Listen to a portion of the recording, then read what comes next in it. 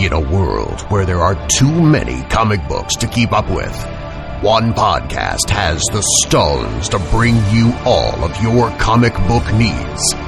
Week by week. Book by book. One epic show. You are now tuned in to Nerd Church Radio.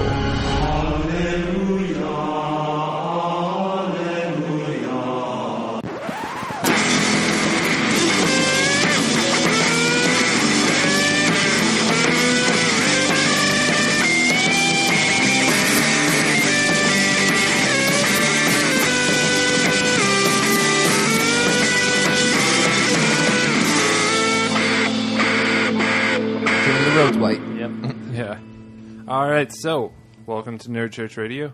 DC Mass. Hello, and welcome to DC Mass on NCR. I'm your host, Ben Dupé. I'm Travis Roseberry. I'm Noah O'Toole. And I am Josh Aldini. Kind of phase the nickname things out, man. I don't have enough time to think up nicknames for you guys every week. But so, yeah, what's up, Planet Earth? Mm-hmm. Yeah, so it's a great week for DC Comics, though, I thought. Really good. Sure we're getting a little bit closer every week to the answer of that age-old question, what's going on with DC Rebirth. So, it's pretty cool, I thought. We got a couple little hints this week. Yep, not a whole lot. Titans are kind of stupid. They hear the word Manhattan and then just build a pick tower. up and build their base there. Like, come on, man, what are you doing? Like, that's what... Anyway, yeah, and I was like, and you guys wonder why people confuse you with the Teen Titans. I mean, come on, man. I mean, you even stole their building design, kind of. It's a Bush League. That's what that is. You've been making very poor decisions. So before we get into things, I do want to let you guys know that we are having an iTunes review contest. Oh, yeah. Oh, yeah, for the month of January. So all you have to do is give us an iTunes review, and you're entered into a chance to win some cool stuff. First off, we have an Indie Comics t-shirt. It's like a baseball-style shirt that says Indie Comics across the front of it. Our friend Dexter Jacobs made it, actually. He helps me run the Indie Comic Ninja podcast. But, man, like he made something really cool. I think I'm actually going to buy one this weekend because I just got paid. So nice. It's pretty cool. It's made of that, like, when you buy those shirts from, like, American Apparel or whatever, they're that soft cotton or Raygun, you know. Love the soft. Yeah. So it's nice feeling shirts. So we got one of those, whatever size you want. And then people like to collect those Funko Pop things. I'm not sure why. I've never seen any of them before in my life. I got like 20 of them sitting around the house here. But we got a Funko Pop for you. It's an exclusive. It wouldn't be a contest without an exclusive Funko Pop. It's not one that you can buy in the stores.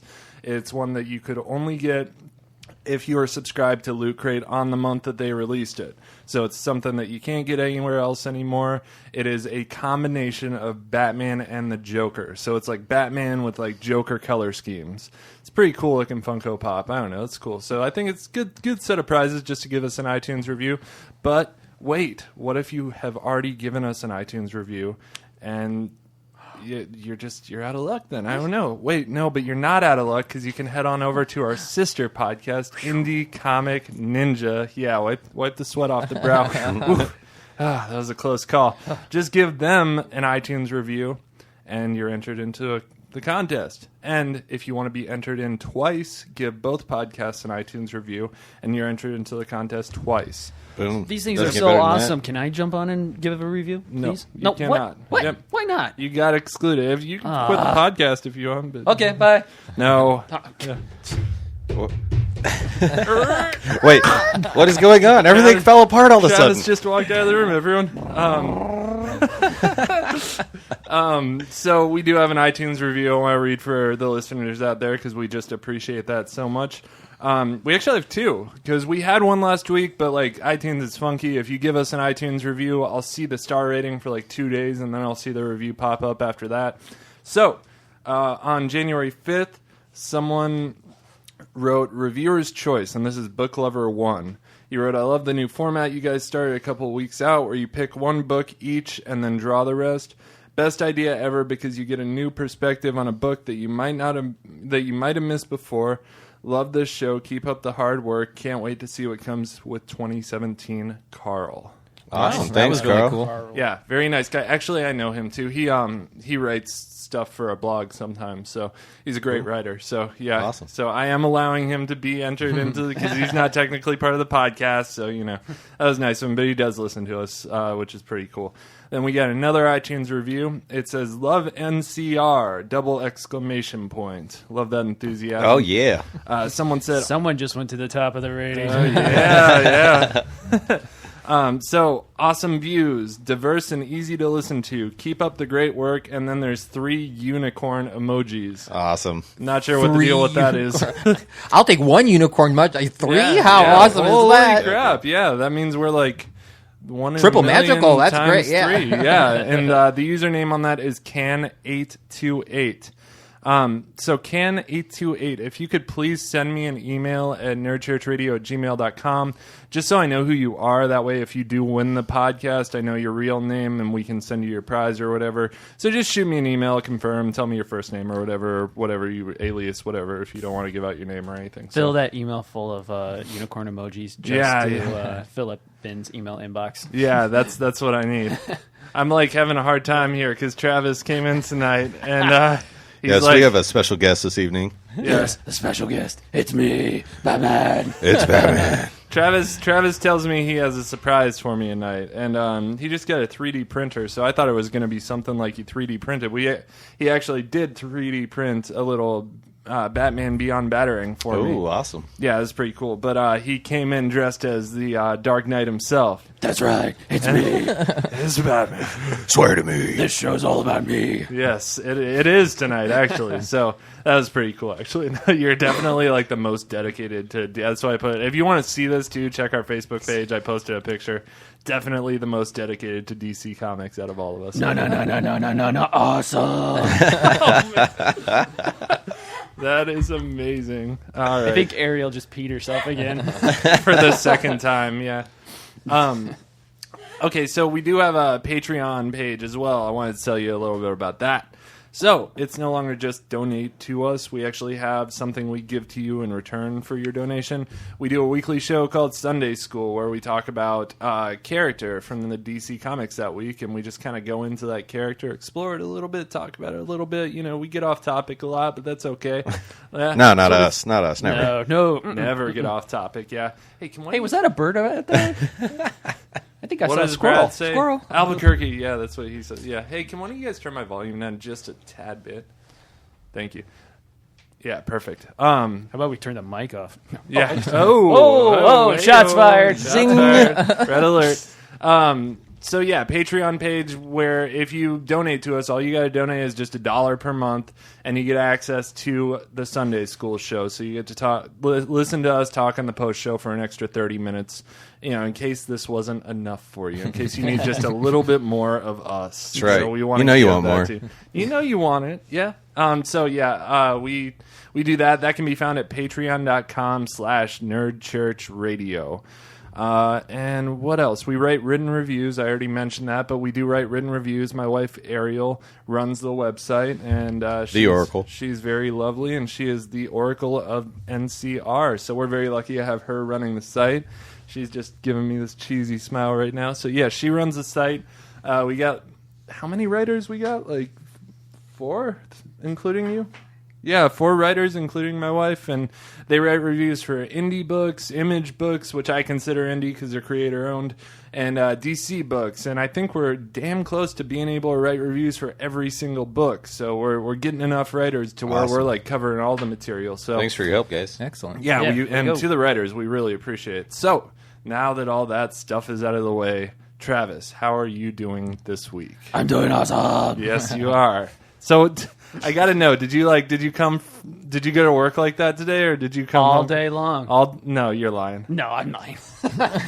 No, I had to run home, quickly change, jump down the fire pole, slide in, and then come out as Batman. Obviously. Right. Yeah. Yep. Jump in the crappy Mazda Batmobile and drive like a bat out of West Des Moines to get over here. Which is hell to some people. Well, Yeah. You just revealed the location of your Batcave. Oh no! And for the listeners who haven't tuned in for a while, Travis actually does have a Batcave in his house. He has like a bookshelf. Silence. I'm telling everyone, man. What's your home address again? Yeah, it's a bookshelf that opens up into a Batcave. It's pretty sweet. You're a crafty individual, sir. I'm Roland. Oh my god. I'm not gonna be able to keep a straight face for this one. Okay, cool. So good week though. Yep, great week. On baby watch, right? Baby watch. Yep, got 2 weeks left. But who knows? It could happen anytime. I mean, Could we happen get this, right tonight. Yeah. So if my phone goes off, I'm out of here. And you just look a bolt little out funny. of the door. You're not just in character. Yeah. The kid Make sure you comes put- and gets delivered, and holy crap, it's Batman's my dad. That's right, kid. That's awesome. How awesome would that be though if if you had to go to the hospital dressed as Batman just because that's how you were dressed? Worth it. It would so be Right. worth it. It would be Hello, awesome. son. I am your father. Oh So, man, I want there that was- to happen so bad now. There was something kind of fun that happened this week.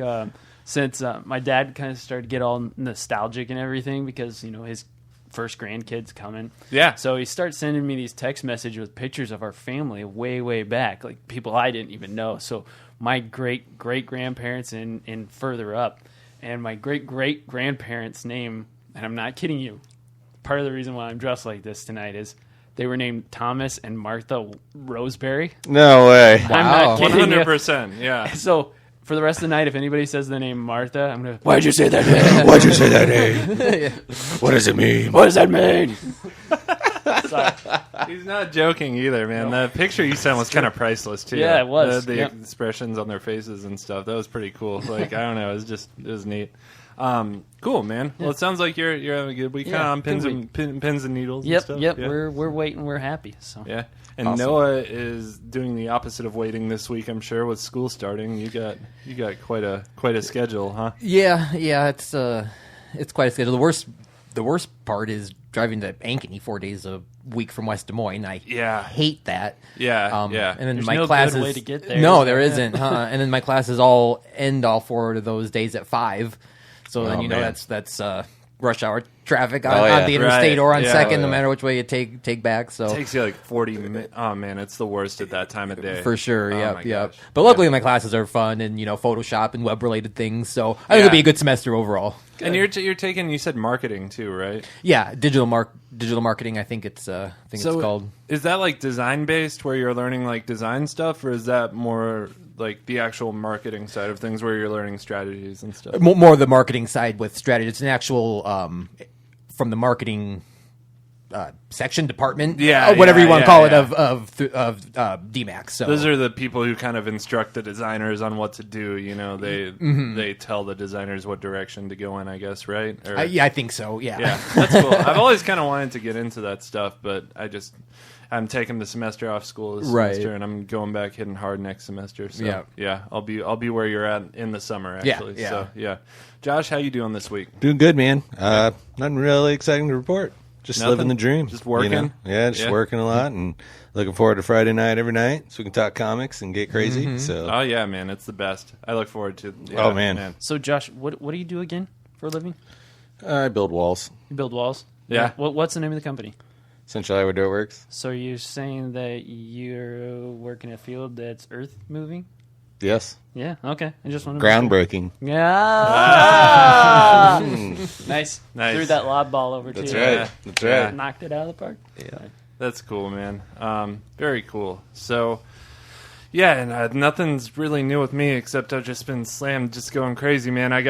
We got Glitch Therapy, which is our gaming show about video games starting pretty soon here, and that is something that Noah is taking apart. And is it like just the first episode, and then is it a rotating thing, or are you like, is this the permanent cast for this show? This 4 people? I'm kind of along for the ride. So Yeah, I mean, mine's yeah, awesome. I'll sure. I mean, as long as time allows, I'll sure do it regularly Right. with them. The only thing I like as much as comic books is video games. So Yeah, man. Oh, Yeah. yeah. I wish I I think movies is that for me. Right, right. I'll sit and watch movies forever, man. Especially horror movies. I'm really into those. But right. Yeah, I know Travis is with me there. Yeah, he just right there. loves that gore and violence and suspense and jump moments and stuff. Yeah, he's all over I like jump moments. Thrillers are my favorites. Travis is squeamish about horror. Yeah. Oh, you should go to the movie. I'll just jump right out of the theater, but I'll love it. It's like I crave more, even though I embarrass myself in front of like 100 people. Yeah. And so speaking of horror, today's Friday the 13th. Did you guys even realize that? Yeah, it is. I was happy to get out of work on time. I was worried something bad was going to happen. Right. It was going smooth all day, and I was just waiting for something bad to happen at the last minute that would make me stay there late. So I was pretty thrilled that didn't happen. But yeah, I'm working on an intro song for that podcast, and I got to come up with a logo for that podcast, and then the Indie Comic Ninja podcast is kind of taken off. I'm interviewing a comic creator from Germany, or actually awesome. He lives in Turkey. His name's Sedat Ozgen, and I hope I'm pronouncing that right. He's one of the guys in the books that we mispronounce their name all the time. Right. Like man, dude, this guy's art is unreal. Here, let me pull up some of it. He's an artist that lives in Turkey, and he's drawn for I think he's drawn for DC, but that may have just been fan art. But you can swipe through some of this artwork of his. But he is working on some indie projects too, so I'm really excited because it's my first time interviewing a creator over a podcast. I've done it in person before, so I'm a little nervous about that, but I think it'll go okay. It's okay. Just breathe. Just breathe. Just breathe. You can do it. Meditate. Just keep swimming. Woosah. Right? Yeah. If I start saying woosah in the middle of the interview, that's why. Exact kind of art I like, real detailed. Yeah. He has a very distinctive style. Actually, if you close out of that and go to his cover photo at the top of his Facebook page, so just click the little X in the top left. I don't know how to run this modern technology. You just go to the very top. This is no bat phone. Yeah, you see that? You can click that Batman. And maybe... Click the Batman. Yeah. It's a portrait of Travis, right? It didn't work. Yeah. This is great. This is golden material for audio listeners, too. No, but yeah, I'm really excited for that. So we're going to interview him, and then next month we're interviewing my sister-in-law, Allie, and her friend Tara make a comic called Arrow Comics, which is ARRO Comics. It's like a dystopian future type thing, so I'm pretty excited. It's like Walking Dead if it weren't about if it were about a pathogen that were only centralized to one city and it was blockaded off or whatever. So it's pretty cool, pretty interesting story. So so that being said, guess we should talk about some DC comics. I'm sure people aren't tired of listening to us talk to the about comics. Des Moines and describe things that we're seeing visually for them. Right. Yeah. So let's see. What do I want to cover first? Let's talk. Well, we talked about it for a second. Let's talk Titans first. I'll talk about Titans number 7 with story by Dan Abnett and art by Lee Weeks. So the Titans are hanging out in Manhattan and taking care of some giant red metahuman. And after they take care of the baddie, Superman shows up and realizes that they've got the situation pretty well under control, which great timing, Soups. Superman, as always, just great. So Superman tells Wally that it's good to see him again and speeds off. And Wally's like, what? Wait, what? Someone knows my name? And, because no one knows Wally anymore. It's just the Titans, and that's it. He was erased from the timeline. So he chases after Soups. Which is kind of a cool thing to see them kind of raise. That's the cover of the book, and I was pretty excited about that. So then we cut to the Titans who are talking to some lawyer lady about how they're setting up shop in Manhattan. But why would they be setting up shop in Manhattan, you might ask?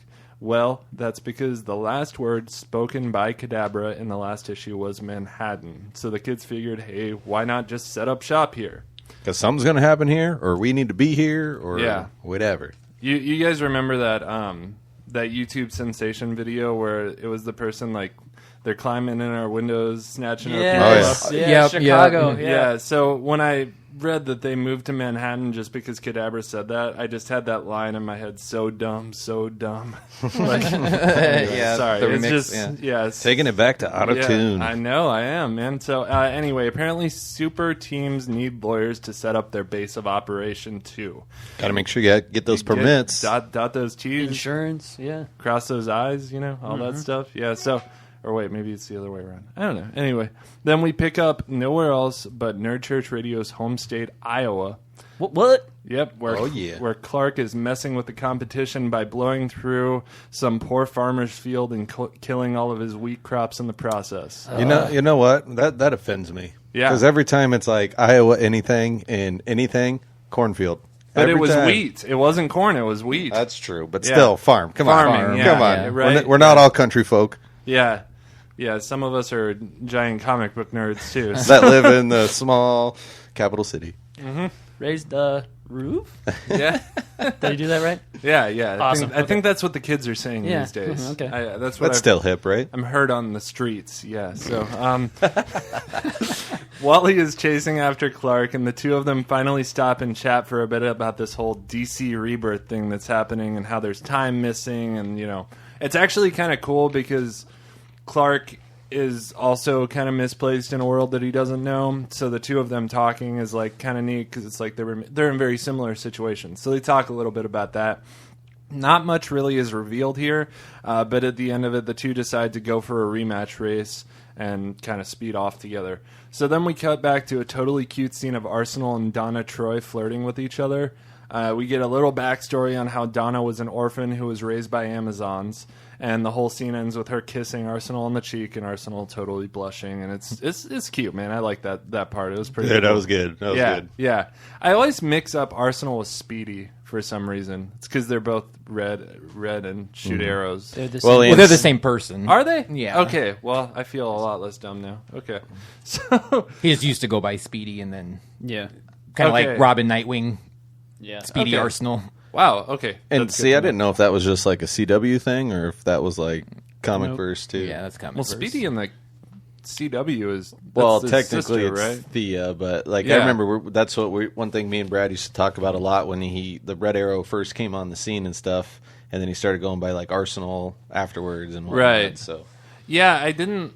But I guess, yeah, you're right. What's But other Cause- people have Speedy. taken up the mantles after the characters dropped it, so there could be a second Speedy Right. and stuff in continuity. I just don't follow Flash quite that close to know for sure. But what's Oliver's sister's or Green name? Arrow, sorry, Thea. No, but in the comics, it's Oh. Mika or I have no I'm idea. not sure on that. man. If Brad were here, he's probably Brad when he's listening to Screaming. this in his Screaming car. at He's it, like, yeah. "It's this, it's this." Yeah. So, anyway, we cut to Bumblebee ?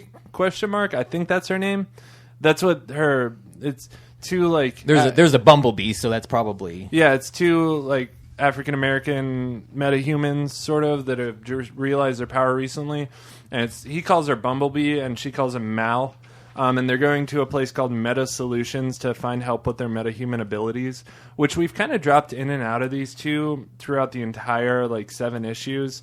And I don't really like that because it's like the last time we followed up with them was 4 issues ago. So you're like, who are these new people? Yeah, well, Right. I remember go it, back. but it's not fresh in your memory. So much has happened in this that it's like, I wish, it would have been better if you just had one sequence where it was like a whole issue kind of devoted to, or even halfway devoted to this. But it's revealed that at this place called Meta Solutions, Simon, which is the dude with the exposed brain from Young Justice, and that's the only place I know him from, but he's running the show, so bad news for those two. Dun, dun, dun. Yeah, so the whole issue ends with Wally meeting up with the Titans at their base of operations in Manhattan, and it's to be continued next time in the Titans Take Manhattan. Who read this one? I did. Josh?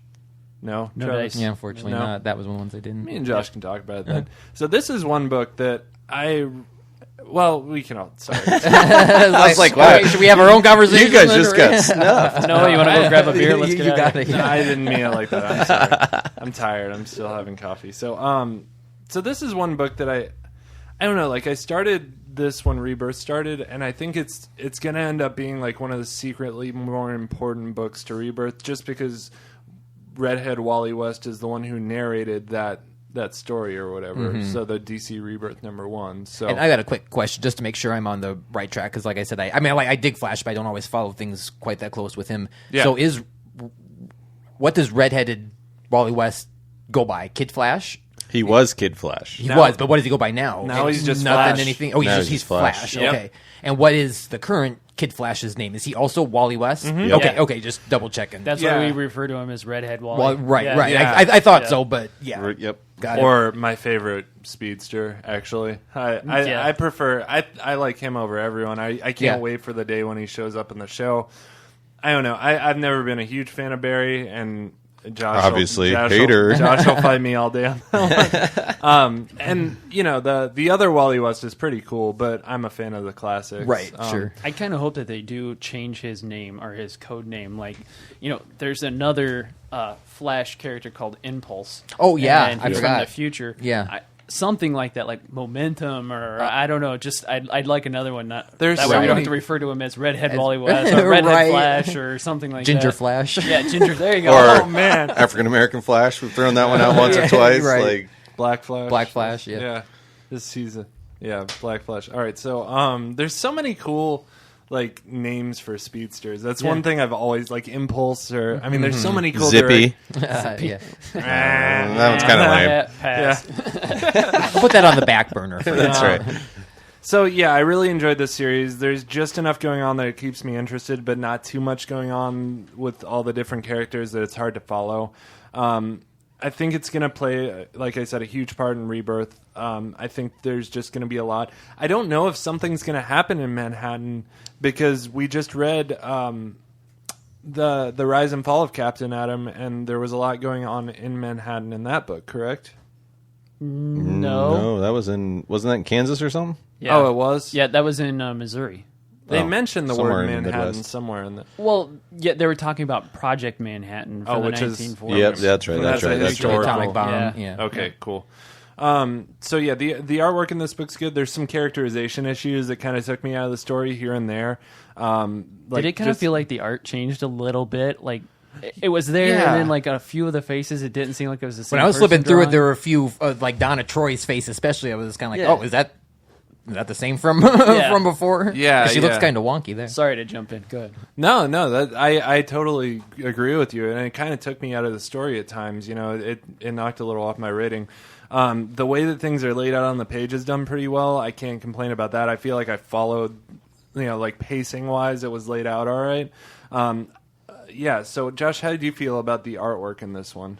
I liked it. I mean, from getting through more and more books, I noticed that, like, yeah, the backdrops and that kind of detail is hit and miss with a lot of artists. A lot of them just leave it out and they go with the color and you see the action lines and stuff like that. But I thought this had good balance, and I really like that balance when you got the detail just in the characters, but also in the environment. Kind of adds a lot, I think. But yeah, I enjoyed the art. I thought it was pretty good. Yeah. It was a little bit different than, I mean, I'm a huge fan of like the lightning bolt and the speed streaks and all Yeah. that. You didn't really get a lot of that. in And this. they've been killing it with Wally West too yeah, lately. they've been like, destroying it with Wally dude, West, like in a good way. I wonder if the artist changed on this, because I seem to remember the panel layout used to be really dynamic in this book, where there wasn't really a straight panel in the book. I mean, it was all like sideways, weird shaped panels and stuff, and this one is all square panels. So, do you think the artist changed? I'd be interested to know. Yeah, I don't know. When was the last one? Ariel, can you find out if the artist changed on Titans? I'm looking at it now. Oh. Titans number 6. We had Abnett Booth Rampman. The artist did Dollhouse. change. Yep, it was weeks on this one. So, Rampman. Yeah. And Booth. so yeah, I kind of prefer It's the. probably my favorite panel from I the was whole book. going to say one of my Yeah. favorite things for some reason is the Flash and Superman racing, because it's just one of those fanboy issues, you know, that everybody yeah. talks about in debates. And These- I'm under the impression that Superman can fly faster than the Flash can run, but on foot, the Flash can outrun Superman. What's everybody saying? Think about that. Respectfully disagree. Yes, he can fly super, super fast. Yeah, and I would say outside of Earth's atmosphere, Superman can fly much, much faster because he does several things throughout, like New 52 and stuff like that, where he like leaves Earth and he's all of a sudden he's on the other side of our solar system. Well, yeah, And no it's wind like, holy resistance, cow. bro. Exactly, Right. right. Flash but- would just like his legs would be moving, Yeah, but he'd just- just be going nowhere. Well, no, just be Marvin the like Martian. spinning. Yeah. But there's just been so many things with the Flash and Superman racing each other that I have. What did I say to you, Ben and Brad, when we were You texting? mentioned- I said, the Flash's powers are from the Speed Force, and he can actually Oh, absorb yes. I and remember you saying manipulate anything with speed in it. So there was one comic I was trying to find, and it wasn't the one I sent you, but they're chasing after Superman, or I'm sorry, they're chasing after Flash, and Superman like reaches out to touch his arm and to be like, "No, you gotta stop, man," and Wally just kind of, "You gotta stop, man. You gotta knock it off." Is that what Superman sounds like? Yeah, a little bit, yeah. In my head, at least, no. No, but he reaches out to stop him, and the Flash kind of like gives him a cocky look over his shoulder, just barely. He's like, "Yeah, right," and he just absorbs his power or his speed momentum and takes off, and Superman's just left standing still. Oh, wow. Because he doesn't have that momentum anymore. Plus, Superman can't enter the Speed Force, and I'm going to reference Infinite Crisis. Okay. Which I still haven't read yet. Make sure I say that right. Yeah, I think it's Infinite Crisis, where Wally, Barry, and all the other Flashes put Superboy into the Speed Force, and he tries to escape out, but he can't. So that's why they. I didn't know that was actually there. a place you could put people. They Well, that's where kinda, Kadabra is. Yeah. Well, because he punches through the Speed Force, and it causes Yeah. all hell to break loose in Yeah. the DC universe. Okay.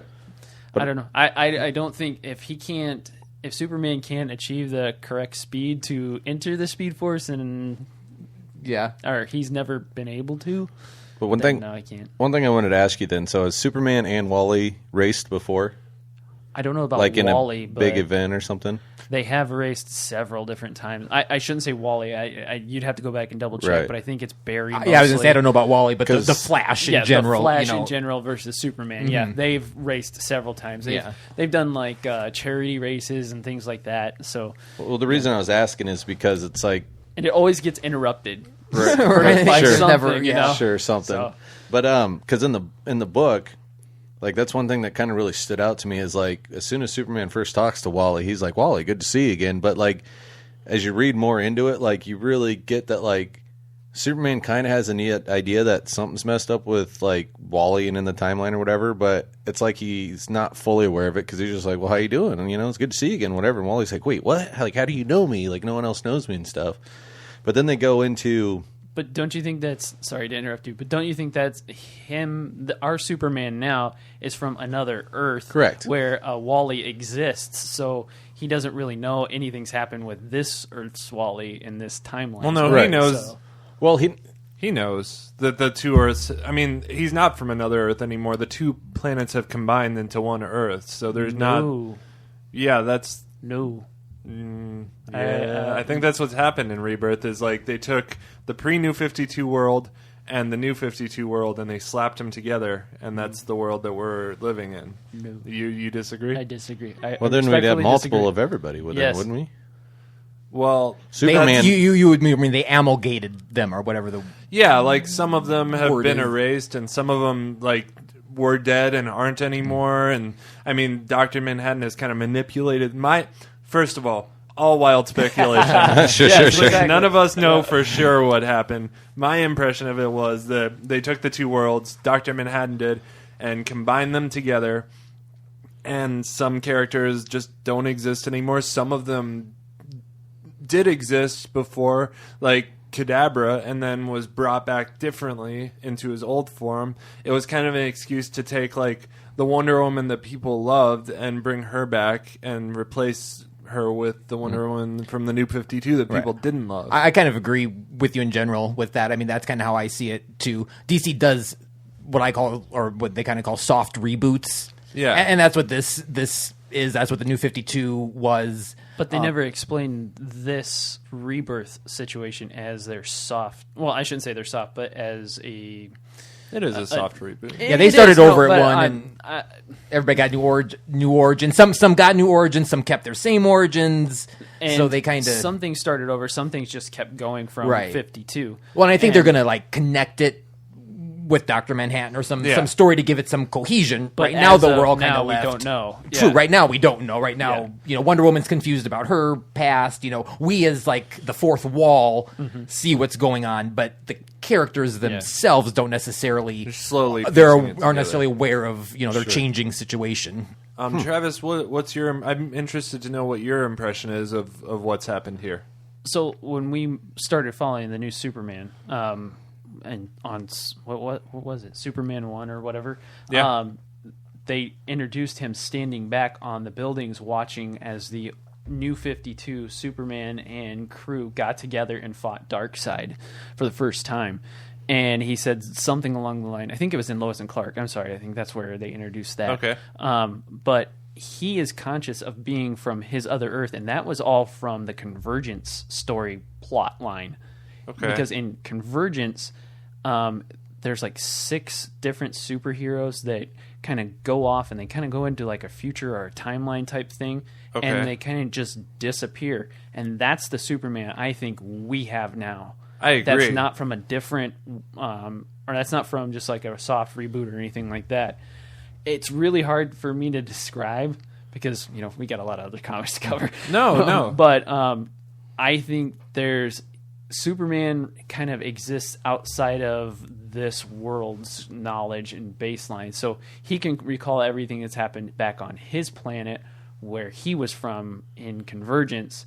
And then when he got here, it's just kind of like, we restart. We need to meet all these people for the first time because he knew Diana when they met on the farm. He talked to her. He knew Bruce and was saying he needed to rehash all of his. But they know, yeah. But it's not his Bruce, right? And he I think in Lois and Clark, he references that. I think he said, "This isn't my Bruce." No, And- he does, yeah. and so My thing is, I think where our opinions differ is like you're thinking this is a Superman from another world. I'm thinking this is a Superman from the same world but a different continuity. So it's like it's still Earth 1, but it's like before the New 52 happened. It's still the same Earth. It's just before Pandora. Was it? Just a different timeline. No, it's before Flashpoint. yes, Pre-Flashpoint. Okay, So that's the. I'm thinking mine's from a different multiverse. Yeah, basically. Yeah, so I think that's we'll see. Time Like will tell. let's just randomly pick a number, but let's say it's like Earth. I don't know, 17's Yeah, Earth whatever. Superman. No, You know, that it's Superman right looked different. Really? Did he? Oh, he had the horns, didn't he? Yeah. Crap. He had 4 legs and stuff. Yeah, yeah. It'll be interesting because it'll be interesting to see how they play that out. It'll also be interesting to see what questions they leave unanswered because you know DC and you know they're not going to answer all of our questions. Mm-hmm. You know, at the end of the day, there's going to be some part of you that's like, oh, that was a letdown. I really wanted them to answer that little thing, but there's a million characters, you know. So Do you think they're going to spoil it? Kind of like we spoil our comics? oh yes, well, if you've been listening for haven't 36 noticed yet. minutes here, we are going to spoil the comics.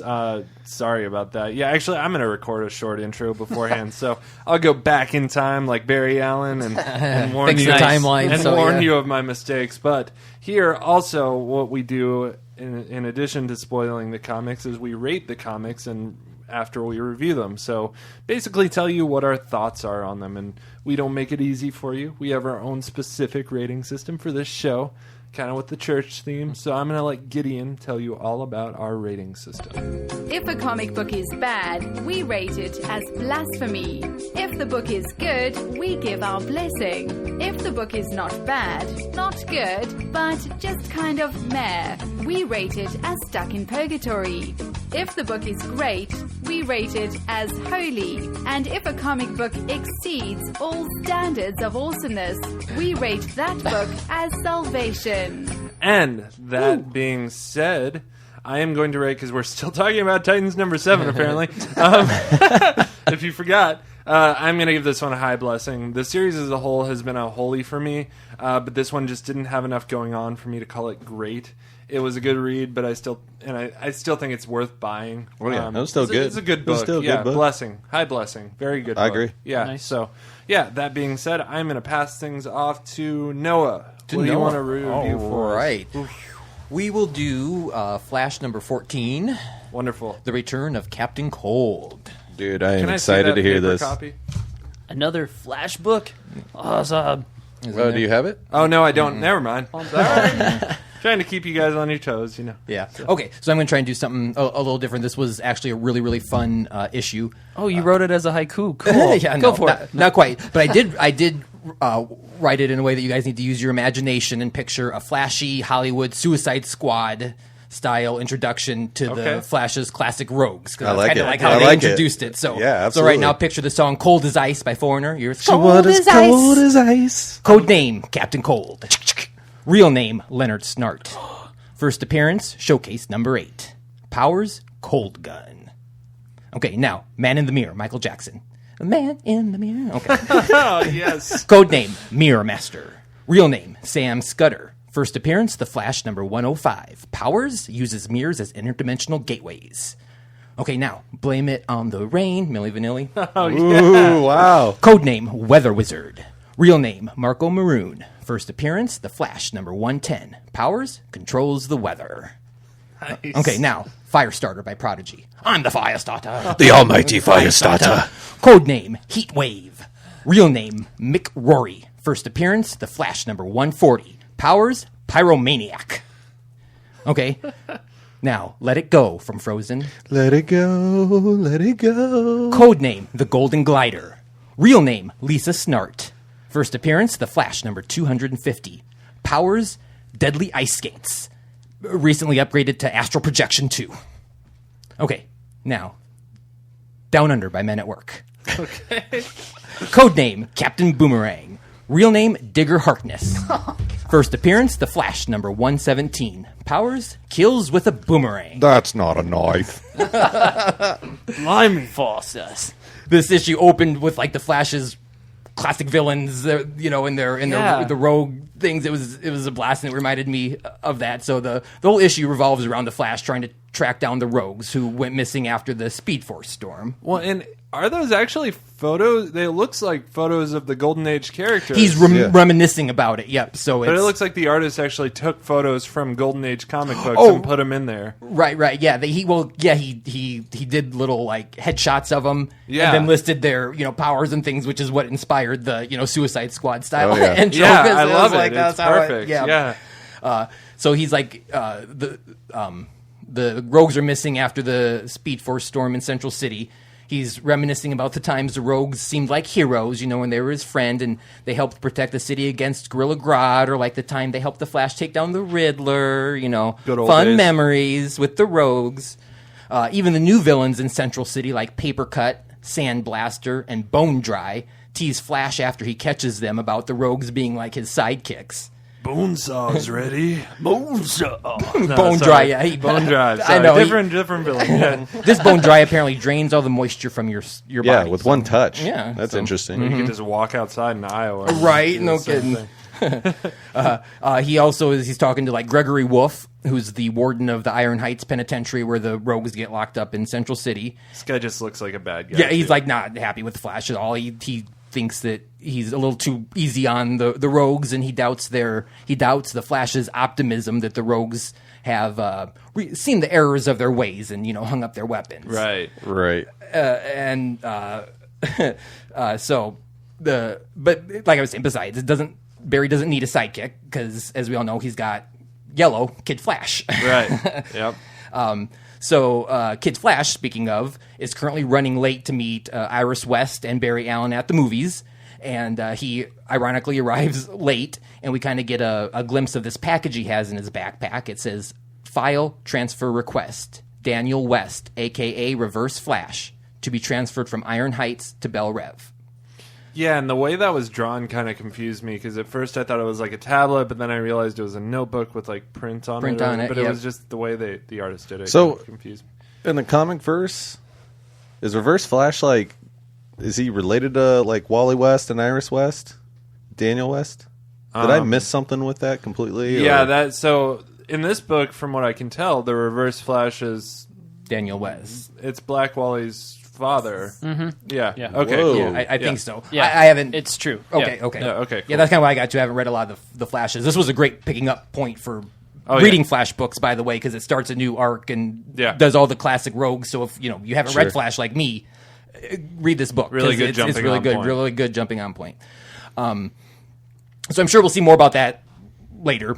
Sure. So after the movie, Flash thinks to check in with some of the rogues' known associates, and he starts with the man that makes their clothes, Paul Gamby.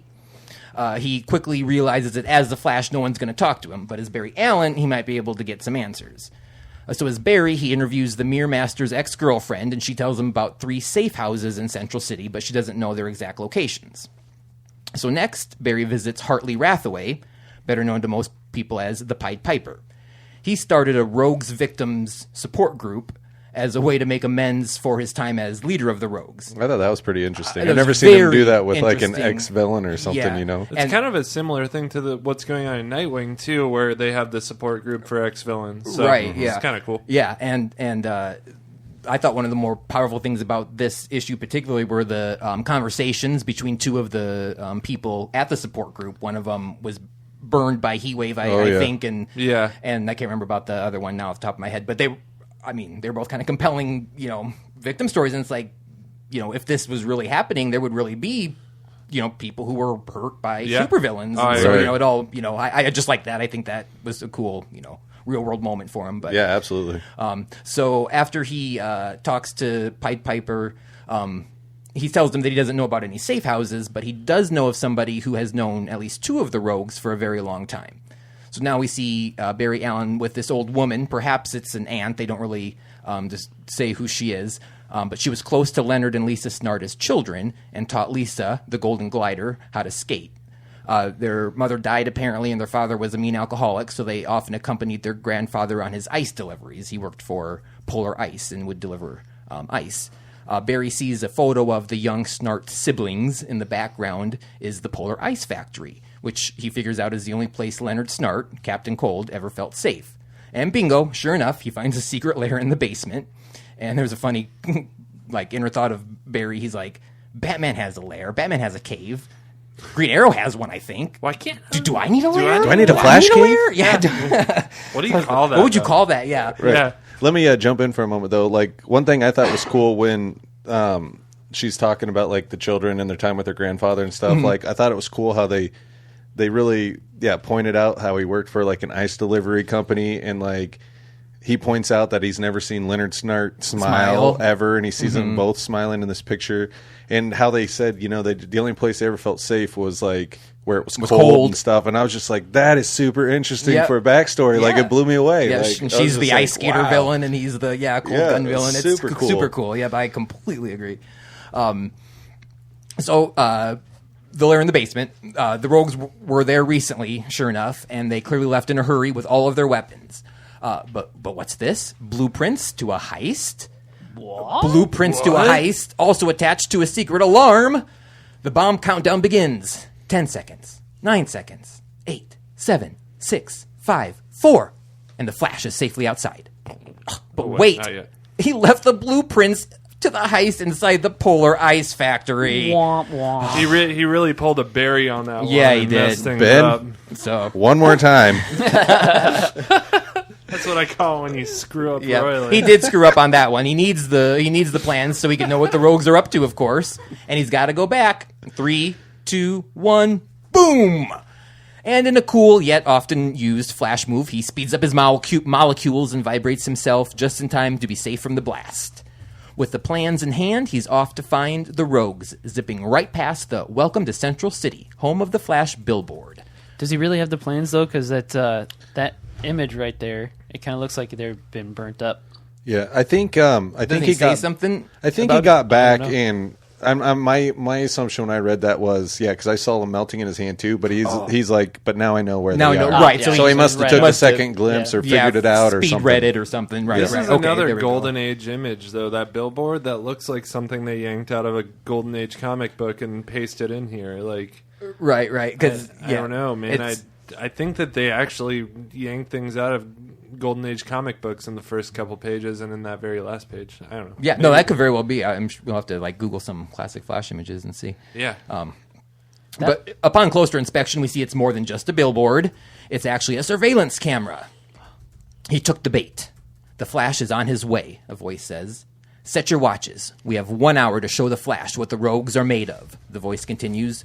Once and for all. So now I want you to picture Blondie's One Way or Another. I'm gonna get you. It's Captain Cold and the rest of the Rogues Reloaded. I'm gonna insert all these songs after. All right, okay. In post-production. Captain Cold, Heat Wave, Mirror Master, Golden Glider, Weather Wizard, and in for Captain Boomerang, who's currently busy with the Suicide Squad, our third favorite character ever played by Mark Hamill, the Trickster. Oh, yeah. I was wondering if that was the Trickster. Next issue, Fastest Thieves Alive.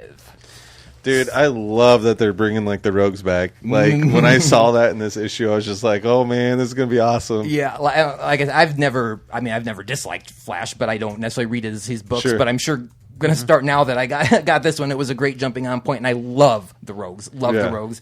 And I love that they went with the classic, reminiscing at the beginning of his golden Sure. age. Yeah, and then the end image is all like the new updated, scary, cool, crazy versions Yeah, of I was them. going to say that the art on that last page is fantastic. I love the way Heat Wave looks. Heat Wave with his Yeah, I agree. Who's the guy with, like, the metalish looking helmet? That's Mirror Master. Mhm. That's Mirror Master. Okay. Because, like, with their new look, I was just like, wait, who's who here? Right. Weather Wizard's in the front right. Yep. Golden Glider's right behind him. Mirror Master and Trickster. Trickster, yeah. With the bow and the bubble gum. And I don't know. I kind of like the new 52 Captain Cold outfit a little bit more. with but the sleeveless. The Yeah, hipster That's a street little look. bit, right? Yeah, a little bit the more hipster reminiscent of his. That echoes his classic look, though, which I like. So I've got no this- problem with it whatsoever. It's just kind of right. This issue really helped me see, like, where Arrow kind of failed with the whole Golden Glider thing. Because they gave her, like, a golden gun in the show, and I'm Yeah. like, wait, this makes me think she was, like, an ice skater, like, working probably on Snart's little frost her straws and Rio, stuff. she's like the only female rogue that there is, obviously, and she was just an ice skater at first, and then got That's crazy. What's the word? Corrupted? No. What's like prototype? She got prototype ice skates that allowed her to skate on any surface, including the air. And then Wow. as DC Because comics. because the comics, exactly, and as comics go. She ended up getting astral projection as one of her powers, geez. and then she's got these ribbons that are like super sharp, those long tendrils, and she'll like Wow. pop in and spin and cut you and Right. pop out. So Wow, so she's evolved a little bit. Completely different character than what I thought. Wow. Right, but yeah, they didn't quite do the true character, the true comic character justice in the TV show. But it's not even a complaint, but the only slight issue I had with it, and it was Barry being Barry.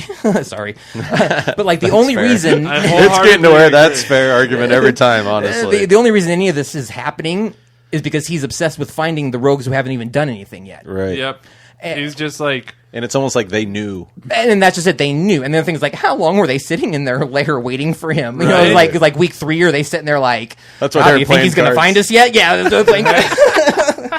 So, Just killing time, waiting for him to figure it out. Basically like the fastest man alive, and we're just sitting here waiting on Right, him, right. but that kind of notwithstanding, I was really, really torn on whether to give it a High Holy or a Salvation. I really liked it that much. I thought the art was good and consistent throughout the whole thing. But overall, I had to give it a Holy. I mean, it's definitely Good job. a Holy title. so it's a great book. I you loved think? it. Yeah. I didn't I think agree. I didn't think I would, and I'm glad I got to review it, and I'm going to read it next time it comes out. And like I said, if you like the Flash or any of the classic Justice League characters, jump on right now, because this is Flash at his best. That's Yep. kind of the point that I was like, I'm glad that you said that, because that was the point of us, like, drawing for books, because you wouldn't have normally read Right. this, and now you're going to start reading it. That's pretty cool. So At least this arc for sure. I mean, it's yeah. Don't hurt your hand, patting yourself on the back. Hey, whose idea was? Oh no, that was Brad. I think that thought. Good that job, up. Brad. Yeah, so good job, Brad. So yeah, I agree with you. It was sort of text heavy at times, but there was so much fanfare to like classic Flash characters that it got me going on that stuff. So I liked some of the artwork that I particularly liked was like they really brought back the lightning bolts with the Flash in this, and they even caught glimpses to where it looked like he was almost like Electro. You know what I mean? It Yeah. almost looked like he just turns into like a bolt of lightning at times. It looked like and stuff. Yeah. And in the those shots when the building blows up and he did the vibrating thing, like I could just like picture that as like a motion picture where he's just like completely transparent and then just like phases in with the lightning bolts. Like it just like I was just like, oh, that is awesome. So yeah, that was one of my favorite parts. I really liked the phasing, the explosion and stuff too at the end. Dude, where he phased so through. good. It was pretty cool. So good. Josh, what do you got for us next? All right, so let's start with let's go ahead and knock out Batman Detective Comics. Who? It's Batman. It's Batman. It's Batman. Hey, Travis. Travis Detective Comics. That's right. Batwoman Begins Part 1 by James Tynion IV, Marguerite Bennett, and Ben Oliver. So 2 years ago, we meet Kate, a.k.a. Batwoman, standing on the ledge of a rooftop, ready to use her grappling hook for the first time. She's tracking Batman for the 5th night in a row. Dude, you're falling off your game, bud. You got a woman like on your tail. Stalker. Stalker level 4. So What do they call it? A stage 4? Stage 5 clinger? clinger. No, Klingon, I believe. Klingon. Okay. Yeah. Okay, Trekkie. Yeah. But somehow that wascally fella always seems to give her the slip. Anyone know why? Because he's Batman. That wascally Batman. Right. So Kate works with another fella that helps her understand that she's learned everything she can from following Batman. It's now time to figure out what Batwoman can do that Batman can't. Well, I mean, that's easy. Nothing. Duh. End of story. Oh. Nah, I kid. I'm actually excited. I think I'm going to get enough hate as it is already, so I'm going to just this throw is it out there. It's jokes, people. It's jokes. Yet another powerful woman that Josh is hating on this. But I'm joking in like a flirty sense with Batwoman because she's still awesome. Yeah, She's still awesome. I just had to give you a hard time because we joked see about how it last I week. That went up. backpedaled there? Yeah. That went over like a lead balloon. That's right. Should be a politician, buddy. So all right, so we jump to now, and Batman calls in Batwoman for assistance. So they arrive at the dead body of one of the monsters from the Monster Men book. And then we meet Dr. Victoria October, who fills the bats in on how the monster's body contains strands of venom that can be used to create monsters just as big as this dead one. She called in bats because the night before, the colony broke in and took 3 canisters of the venom from the creature. And it's up to bats to recover it and save the world. In the final scene, Batman and Batwoman find Colony. They try to stop him as he's attempting to break someone out of a cell of some sort. And that someone is the gentleman that was training Batwoman at the beginning of the book. Find out what happens next in War Criminal. Awesome. What'd you So think? it was a fun, quick read. Only was heavy with the text for just a brief moment. It's like when they met up with the doctor, it kind of got a little heavy, but it really wasn't too bad.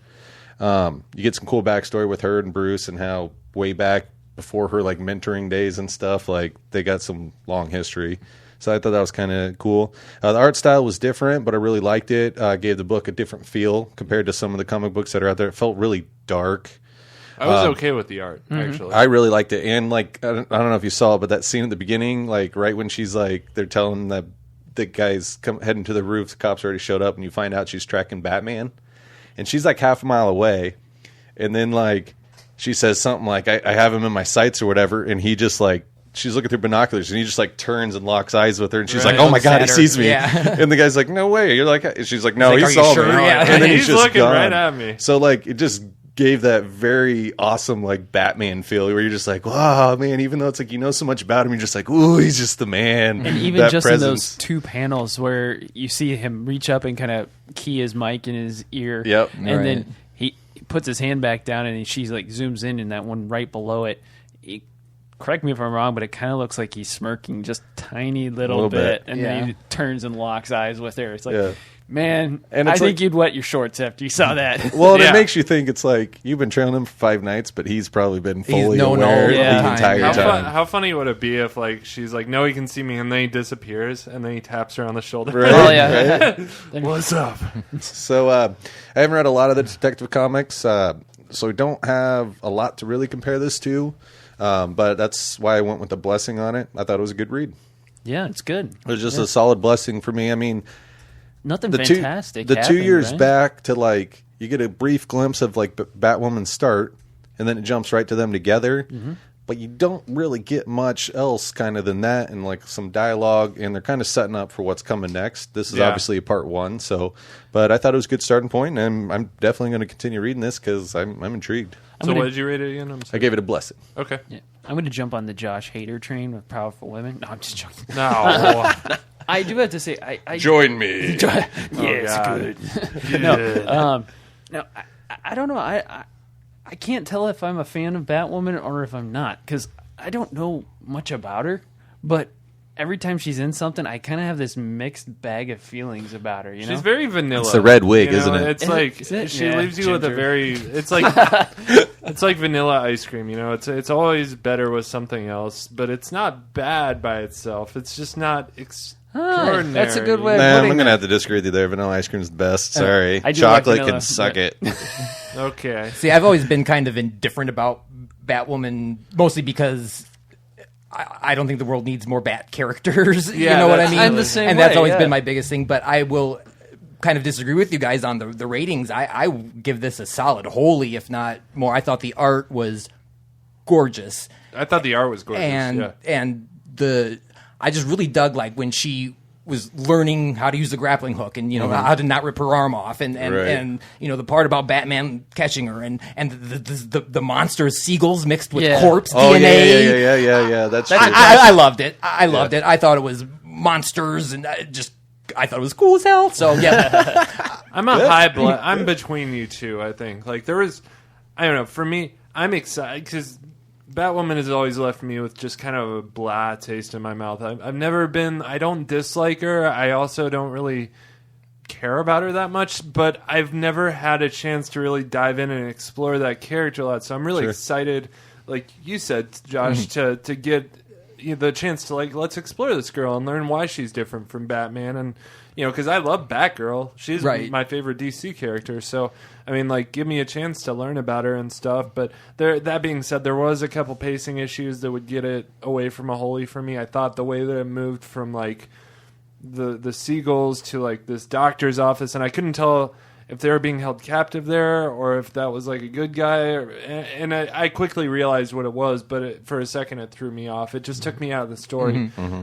But minor pacing issue, I caught back on really quick. So I still think it's a very good book. I think it's definitely you should buy it and read it. And it's a great jumping on point. Yep. Again, just like The Flash. it's a new arc. Yeah. So it's a great. You guys should go out and pick it up this weekend. The comic shop probably still has some, or you can just buy That's- digital or whatever. That's probably my favorite thing that I've discovered about comics is how it's you can go weeks without grabbing a book, but it's there's just so many jumping on points when they start new arcs. It's it's good to know a little bit of the back, but it's you can jump into the story without having to know that stuff, and you can always go back and dig it up later and check it out too, or whatever you got to do. But Wholeheartedly agree. this, like I said, this I don't think I've read any of these Batman Detective comics yet. And then when I saw this was a part 1, I was like, okay, well this might be cool. And then I was just like, wow, this is all right. Yeah. This is all right. So Cool. And a little quick Batwoman trivia for you. Yeah. Alex Ross, him that does the cool lifelike paintings of the things. He actually designed her costume for Barbara Gordon when there was a slight attempt to get her out of the wheelchair a while back, and that storyline obviously got abandoned, but the costume design then was used for. So that's Batwoman. where the red hair. With the red hair, yep. Ah, interesting. I like it. So we are going to move things on here to Travis. What do you got for us, Travis? Red Hood and the Outlaws #6. Yes. Yes. Great story. We're going to wrap up our little arc here. Team is Lobdell, Soy, and Gandini. Dark Trinity Part 6 ends with a Black Mask standing smugly over Red Hood, ready to shoot Jason Todd so nothing stands in his way. He's interrupted by Bizarro and Artemis crashing through the wall. Black Mask, still mentally controlling Bizarro, has his two allies duking it out, but not for long. Todd finds out that if he forces Black Mask to fight harder, the virus will overload his system and shut Black Mask down for good. Both Todd and Artemis double down their attack, which forces Black Mask into a coma-like state. Instead of giving Black Mask the cure, Jason Todd crushes the vial. After all, he did promise Batman that he wouldn't kill Black Mask, but it doesn't mean he has to save him. I love that, too. So, With Black Mask locked in a coma, Bizarro is now free to go about his backward ways. Artemis tries to leave the team and go on a quest for the search of the Bow of Ra alone, which I will stop right there and say, what is the Bow of Ra, Noah? She's just been after it since the beginning of the arc. Yeah, it's Okay. just a super powerful. Amazonian bow. Okay.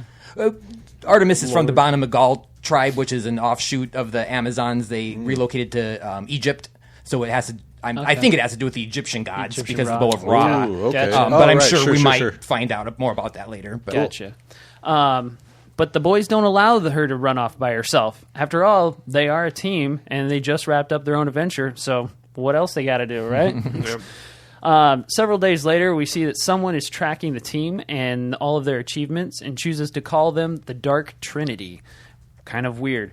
But, dude, I if love you how- scroll back just a few pages or whatever ago, there's a picture of somebody who leaning around and taking a taking their snapshot picture, of the team. with the camera. And I kind of Oh, looked wow, at that and I I didn't went, see that. I looked at it and I went, that kind of looks like our Superman. Cheeto Dustin friend Yeah, that's Clark, what I was right? thinking too. I was like, Yeah. that looks like normal Clark. What I like to call let himself go a little Superman.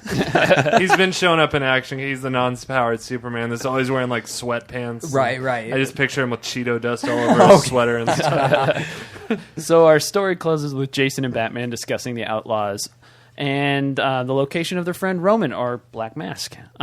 We find out that Red Hood took Black Mask to Ma Gunn's home of the criminally impaired. End of story. Now, I will fully admit, I do not know who Ma Gunn is. That's what I was gonna They were ask, too. Heavily leaning on that, we should know, and I don't know her. She was in the first issue Was she? Okay. with Jason. She I can't exactly remember because it was so long ago, but she was the old lady that has helped Oh, okay. Jason. Did she rehabilitate him or something? Something like that. Yeah, I'd have Okay. to kind of That's just go back and look. But she's an old that lady. gave me and- just a creepy. Do you guys remember the old Alfred Hitchcock black and white Psycho movie? yeah. That's what that took Mrs. me back to. I Bates. was like, Yeah. oh, this is creepy. Bates, It's yeah. probably Oh, yeah, some. it It's did, probably huh? some dude dressed up like an old lady being weird.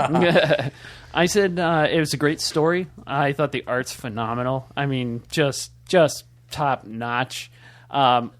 I'm gonna give it a Amen. very high. I'm gonna give it a high. Holy! I agree, sir. I am reserving my Salvation. salvations. But Take him to church, this is, Travis. This is fantastic. I loved everything. They had the little techno acne thing going on throughout the last couple of Yep. stories. I haven't read the entire arc. I've only read maybe 3 or 4 of the issues. But now that this is over, I'm going to go back and Dude, I'm binge going back read and reading all it. of them. Oh yeah. Because I'm the with you. art's Noah had great. me on board when he first covered one of these issues because I wasn't huge into it. But the moment the light bulb went off in my head where you said the words Dark Trinity, I was like, what? And then I was like, holy crap! This is like in my top 5 Rebirth titles. Wow. Yeah. Because I think I reviewed this one other time, or I read it one other time, and I was like, this is really cool because it's got Bizarro in it. I like Bizarro, but I kind of looked at it as, oh, great, another Batman family book, right? Right.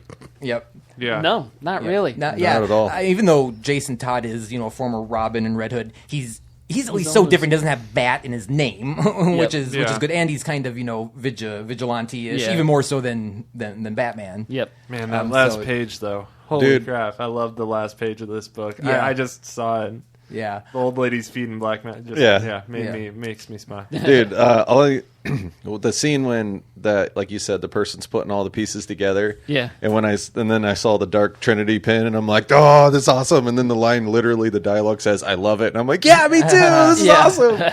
But it also this issue really made me a fan of Bizarro. I'm getting Right. on the Bizarro train now because I'm Right. like, he seems like he's such an innocent Kid. Yeah. Yeah. But it's like he from what I kind of gathered from what I read, and correct me if I'm wrong, but it's when Black Skull started losing it, it kind of felt like obviously some Bizarro was coming through. Yeah. That's kind of what happened. They had a when he- connect. Yeah, something connected. But as he was talking, and he's talking about how it's in this vast, massive universe, we're on this one tiny planet and blah blah.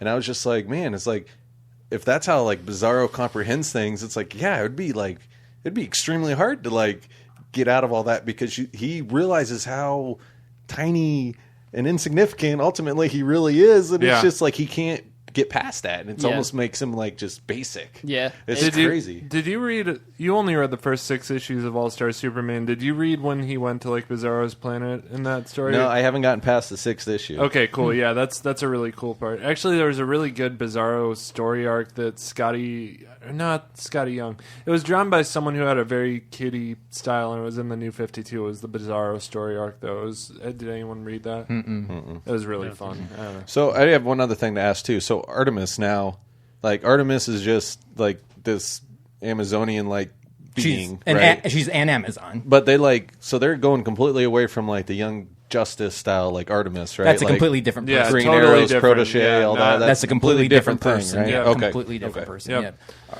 Look at her hair in that picture, I know. man. Well, see, okay, can I comment on it now? Because I'm like super excited for this book. I definitely give it a salvation. It wrapped up the story and I am kind of partial because Artemis next to Wonder Woman is like my favorite character. So yeah, but the art was consistently great throughout the whole arc, and this issue specifically I thought had amazing art. Her ponytail on the ground like that killed me. And her and Red Hood running into action, that Yep, was a sweet panel. And like you said, the computery symbols and things around were great. Yep. And the cover, did anybody notice the cover? They're stealing the wheels off of the Batmobile, which is how Jason Todd, was. It took me a while too because I was like, "What is he lifting? Like a techie refrigerator or something?" But then I saw the hubcaps on, and that's that how they're holding. Bruce and him met, right? Right, exactly. Yeah, that's how awesome. he became Robin. But I want to talk about what I think is I hope, and I could be completely wrong and get everybody's hopes up for nothing, but I think that this is going to be a key book pretty soon here, because I suspect that this person taking the pictures and doing the little diagram is Rorschach. Ooh. Holy crap. I saw that when he was pinning the stuff. I saw he's wearing gloves and whatnot, so that's where I was just like, that can't be Clark, because Clark would be wearing gloves. Rorschach is glovey and holy and dirty, and he has that unkempt, everything. So I didn't think about that. Huh. Rorschach. Nice. That could certainly be Rorschach. Does that mean Manhattan unexploded him? Well, that would be a... Well, obviously we got to wait till time is all the undone, tie-in, so. but yeah. Crazy. Interesting theory. I do agree with you, though, that this story was awesome. They did a fantastic job in wrapping up the arc, because sometimes it feels like stories get to this precipice period at the end, and then it just kind of falls flat. I thought they did a great job. And I love they that, even had a few pages to kind of fill. Right. And they did a great job with that, too. And it's such a buddy book. Like, at the end where they were all like, we're not going to let you go on your mission alone, Artemis. And, you know, they're building their team. Bizarro's like, we not joined already? Yeah. Cool. Good book. Before we go to break, does anyone have a book that's a quick one to do? If not, I can do one too. But I think mine's Hal Jordan and the Green Lantern Corps. So it'll probably take a little longer. We'll probably that was a good one too. I could do Vixen. I could do Vixen. Yeah, quick, let's do that one real quick, because that's kind of like a good starter here. So awesome, and I enjoyed that one too. I did too. I thought it was good. So I believe this is JLA Vixen Rebirth #1, right? Yep. So there'll be the actual Rebirth Vixen #1 next, right? No, she doesn't have her own series. This is a one shot. Yeah, she'll just be in the JLA next. So they're doing this one shot for all the individual characters at JLA? So next week they're doing the JLA the Ray Rebirth #1, and then they'll do it. Yep. Oh, you said Ray. Sorry, not Ray. Okay. No, not Ray. God. Took me a second to make the connection there. So all right. So okay. But anyways, JLA. Needless to say, with this book on top of the Adam, I'm getting pretty excited for JLA to get going. Yes, me too. This was by Steve Orlando, Jody Hauser, and Jamal Campbell. This opens a year ago, and we meet Mary McCabe, a supermodel extraordinaire. Born an orphan, but now a supermodel / reality star / animal activist.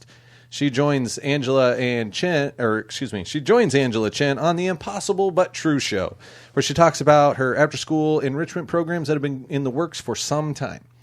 In an attempt to make Mari look bad, Angela brings out a surprise youngster from one of Mari's programs who rats Mari out to the world that she has never been there to assist with the programs. Charlotte Frank was her name, and her mother was kidnapped. After she explains everything that happened with her mother and how she was looking to Mari for help and Mari wasn't there, Mari decides that she's going to help. And we see our first shot of her Tantu totem. The totem has the power to connect Mari with all living creatures and allows her to borrow their powers. Birds flight, fish skills, bear strength, etc. She visits Charlotte's apartment and picks up on her mother's scent and follows. She finds a cave that has cages full of people and a villain named Spiderbite. They have an exchange, and Vixen quickly defeats him and frees the prisoners, one being Charlotte's mother. The final scene is back on Angela's show. Mari has made her first appearance since rescuing the hostages, first public appearance. She retires from everything that she has going on to pursue her new mission. She wants to reach the people that truly need her, and she introduces herself to the world for the first time as Vixen. So I really enjoyed the art in this book. The visuals you get of her embracing the spirits of certain animals was just awesome. Like, so well done. I thought they did it good in the TV show. And this book just like captured it in an even better way, I thought. It was one of my favorite things about this character is how you can just see like the spirits like engulf her basically. Kind of like that character from Young Justice that can summon that astral power where he Well, actually, this is a character from Young Justice, but her powers were different. In Young Justice, she's the one who can shrink down and flies. She's a little fairy that flies around. Vixen is? Yeah, No. that was Vixen in Young Justice, I think. No. No, that wasn't Vixen. No. That was that's I can't think of That's her name. Bumblebee? No, that's what I wanted to go back to when you're talking about Bumblebee in that other book. I think that Bumblebee and that other guy are the two characters from Young Justice. The one took over, I think, the Guardian. Yeah. And then Bumblebee is the chick that can shrink herself down. Yep. Gotcha. She's kind of like Wasp. Right, from- she's like Wasp from yeah. the Marvel, yeah. But anyways, what I was saying. I'm going to stop you right there. I was wrong on that for the listener. Whoa. What? should I play you a song? Did I show you guys? Hold on. Can I just... So we had a historic event happen on the show last week. Travis said that he was wrong about something. And I just have to show this. Do we got a remix? Do we got a remix, Dave? So I can't find the file. I just paused the recording. We took like 5 minutes of our night just to look for this thing, and I still can't find it. So, But what were you wrong about, Ben? I was not wrong about anything. I've never been wrong, and I'll never admit to it. So, Well, anyways, the character I was comparing the visual of Vixen's powers to was the in Young Justice. There was those group of the 4 teenagers that Lex tried to corrupt. They weren't part of Young Justice, but they were those other 4 teens that got superpowered. The one that was like Native American could grow that big astral spirit. Yeah. Like, that's just what I thought was really cool about Vixen's power. Kind of same thing. You got that glow around her and whatnot. I didn't touch on it much in the recap, but you do get a pretty good flashback telling of Vixen with her father when she was younger and she first obtained the totem. I didn't really go into it because it was kind of something that, like, obviously it's going to be good for you guys when you go out and check out this issue, kind of get on it. But, I mean, I'm sure we're going to hear more about it and it's going to develop more and whatnot. But that was really cool. Another excellent job with the flashback. Overall, it was a good first issue. Can't wait for the story to get rolling with the JLA. Also getting more and more excited for that. So I can't wait for that to get rolling. I think that's going to be a fun team up. In the TV show, was she part of the JSA? Is that right? In the CW, yes. Yeah. She was like in the 40s or whatever, the Yeah. JSA Well, back in the day. that's not Mari. That's not Mari. That's her grandmother. Oh, well, yes, but Vixen, the character. The character of Yeah. Vixen, she has the mantle, right? Even though that character that it is in the Legends of Tomorrow or whatever Yeah. Yep. is not in the comics. She's not- never been Okay. Vixen. Vixen. Yeah. I love Vixen. I brought her first appearance for everybody to see. It's awesome. Action Comics. She debuted with Superman in Action Comics number 521, and what year was that? Do you know, or roughly? I don't remember. Oh, 80s. 80s. Yeah, Okay. It's just 81. crazy. 81. I think we're still in that line of comics. Number 9 something is happening right They're now. keeping the action. Yeah, thrilled Action about Comics. that. She can cut Superman because her powers are magic. And Yeah. she's susceptible to magic. And he thought she was a bad guy at first because she was destroying this illegal fur trade. But then when Superman realized it was an illegal fur trade and what she was doing, then they kind of became friends. But I'm curious, what did you rate it? I gave it a very high blessing because I mean it's first issue and obviously it's going to tie into the JLA, but I mean I might even go holy on this, low holy, because like I said, the artwork was really good.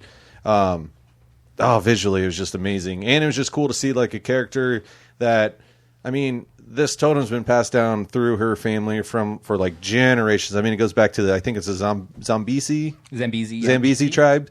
And I mean, there's 5 totems that were created, and she just has one of them. So there's 4 other totems out there that have miraculous powers too. But yeah, I mean, that's one thing that I thought was cool with the tie-in on the TV show was that, I mean, that could have been her, like you said, it was her grandmother or whatever. It's just seeing another person take the Vixen mantle and stuff. It was just really cool. So yeah, I think, I actually think I'm going to go, I think I'm going to go more in the low holy to holy range. I think it was a really good book. I agree with you on that rating. I'm excited about this. Dude. And I want to see her have her own series after this too. I mean, I don't know. Plus, there's not really a whole lot of African American characters that have their own series. She was created in 1978 to be the first African American hero to have her own ongoing series, but then the DC implosion happened and it got canceled. And then 1981 they introduced her in Action Comics. Okay, so, cool. I as a standalone issue, by the way, gave it a Salvation. there were several Salvation books. Dude, it was a great week. I was so happy. Man, I was this so art, close. this art blew me away. The first opening scene of her like in that modeling pose with her nails up and the headpiece and eye makeup. And then she helping that little girl. And it was just a super classic one-off. It was so unique. Vixen the story was too. I mean, it was like unique to this. It reminded me a little of Young Justice, like the animation. Right. It was almost animated feeling art. And like you said, the best part was seeing the spirits of the animals she invoked around her. And the Justice League Unlimited, the cartoon, did a lot of that with her too. It's kind of, very visual. You just love seeing, this bull elephant charging at dude, absolutely. Great. Awesome. Dude, if I was facing off with anybody, but if I was facing off with her and then I just see this giant glowing bear surround her, I'd just be like, oh my God. I'm done. I give up. Forfeit. Don't kill me. All right. Well, we are way, way over on time, so I'm going to send us to break, and we will be right back. Love is the great force that heals all wounds, draws people closer together, and makes life worth living. Tell your special someone that you love them with a gift from Zamaran Jewelers. We offer a wide variety of pendants, rings, and other precious gemstones that will set your heart afire with love. Zamaran Jewelers. Twinkle, twinkle, big star. And that was Pepe Le Pew reading our Zamaran Jewelers ad. They are one of our many gracious sponsors. And what do we say, Josh? And we're back. And we're back. Yes, we are. We're back from break, and we are covering more comic books for your listening pleasures. Listening pleasures. Sean Connery. So you want to hear more book reviews? Take back your book reviews. All right. You turn me up a little bit, crank it up to. By the way, Noah, thanks for filling in again tonight, man. It's always a pleasure having you on the show. You always love being on the show. This was a good week. Yeah, as you can tell, I'm really excited about the books. But you always bring good knowledge to the table. Yes, thank you. Yep. Rude. Finger. All right. I just had to stop the recording. Just trying to show some bro love here. God. Whatever. It's guy love.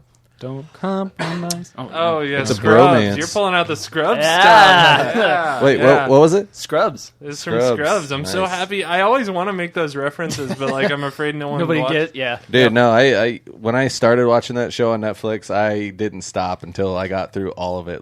That's just it's a good show. It's a good show. Season 3 was where they really hit their stride. I felt so. Yeah, it was Turk, right? Turk and Turkleton. Dr. Turkleton. Who's that? JD. JD, that's right. Yeah. And who was the blonde doctor? The older doctor, like the guy. Cox. Dr. Yeah, Cox. Dude, the guy that was just a jerk. Certainly not. Certainly not. Yeah, dude, great show. Yeah, go check it out, peeps. Yep, and. So I'm going to start things off here with Superman Action Comics number 971. Ka-chow! Action! Zing! Zap! Story by Dan Jurgens. Whop! Art by Steven Segovia. Pow! Our listeners are like, you are such a dick. Rip headphone users. Yeah. So art by Steven Segovia and art Thebert. The art is by a man with the first name of Art, I believe. Great art, Art. Unless I'm wrong. Yeah, so I'm sure he's never gotten jokes about that ever. No. Never heard that one before. So Jonathan and Lois are chilling at her job while she researches a mystery, which we'll talk about a little bit later. Jonathan gets to hang out and watch the biggest TV ever, so dream day for that kid, which is pretty cool for him. Meanwhile, Dream day for any kid. yeah, right. Not just for that, but for him, So Dude, I understand that excitement. Yeah, I do too, man. Holy crap! I get to chill and just watch. Man, screens were like crack for me when I was a kid. Like just watching TV, like I just loved it so much. I didn't read comics as a kid either, so like, Dude, my grandma had a big screen when I was younger, but it was the one that was still like completely square. It wasn't rectangle and the big boxy and project the reverse projection. Yeah, and I thought it was the coolest thing forever. And then now she's just like, anyone want this for free? All you gotta do is haul it out of my basement. Yeah, and we're all like, no, we're good. That's a hard pass. Yeah, you can buy those things on Craigslist for like $20 now. Dude, It's yeah, crazy. it's So, crazy. You got a fold-out couch you can have, too. It's plaid. Meanwhile, off in another world, Superman is about to make not so nice guy. What did I write here? I don't know. What did you Meanwhile, write? off in another world, Superman is about to make not so nice guy with Lex Luthor for the crimes that he has not committed yet. He's going to make not so nice guy. I don't know what that means, but whatever. I was tired. So this is because some crazy space assassins convince Supes that Lex is the future apocalypse. One of the space assassins hands Supes a sword to execute Lex, and surprise, it was all a crazy ploy. Supes breaks the sword and a fight breaks out between Supes, Lex, and the crazy space assassins. With the crazy space assassins distracted, Lex opens a boom tube and tries to transport him and Supes back to Earth. But not if crazy space assassins have anything to say about it. Assassin Guy disrupts their travel and transports them to a jungle planet with a red sun, so Supes is totally powerless. Well, not totally. His power is diminishing. Rapidly diminishing. So Supes and Lex start arguing like an old married couple when the crazy space assassin shows up and Lex starts protecting Supes from the space assassin. Meanwhile, back in Metropolis, Lois is trying to figure out where the Geneticron building went off to. Jonathan tells her about how it's in the Amazon, and then out of nowhere, the let himself go a little too far Clark shows up at the door with his bag of Cheetos and his Diet Pepsi, and it's to be continued in a couple weeks in Daddy's home. In all fairness, I believe it was Chinese takeout. Oh, Yeah. Hey, was he delivering food? yeah. Oh, God. And you know what? Clark, we need to have an intervention for this Clark.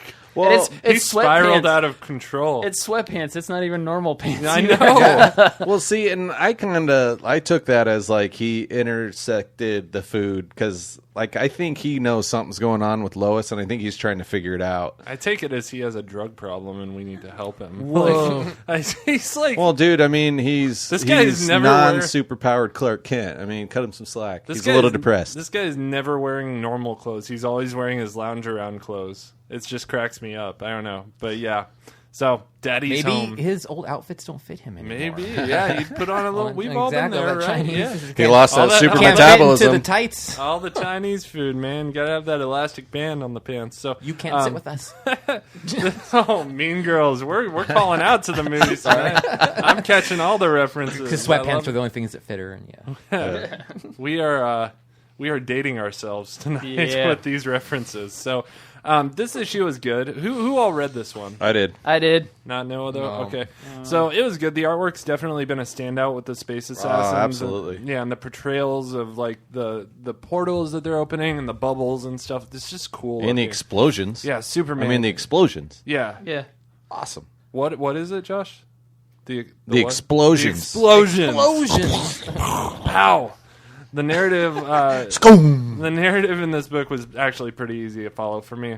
I feel like we're starting to tap into the bigger issue of why are there multiple Superman, and why is Lex a good guy, and why can't let himself go, little Clark, stop eating so many Cheetos, things like that. You know, those They're are just so good. They're just. I wonder how many people are going to just pick up an Action Comics and start reading it because of our commentary and be like, where are they getting this Cheeto dust stuff from? There are actually no Cheetos in this book. I'm just pulling that out of thin air. So I take a Cheeto every time I read one of these, and I put it in the book, and I crush it just so it'll be there. I've heard that increases the resale value. It on the does. books. Is that true? Buy this issue with legitimate Cheeto dust Clark Kent.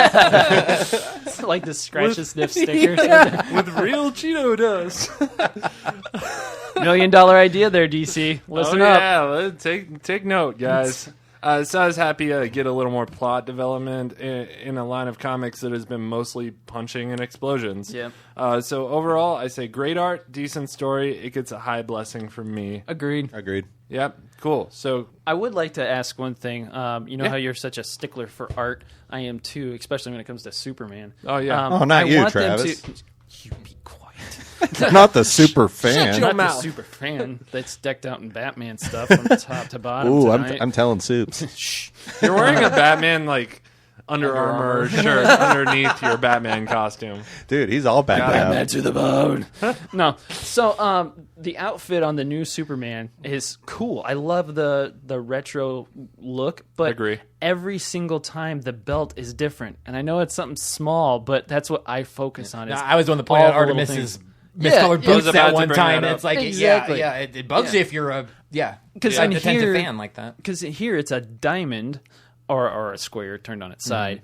But if you flip through, I think it was one of the other books. I think it was the Flash one. Or Titans, rather. Or Titans, yeah. Sorry.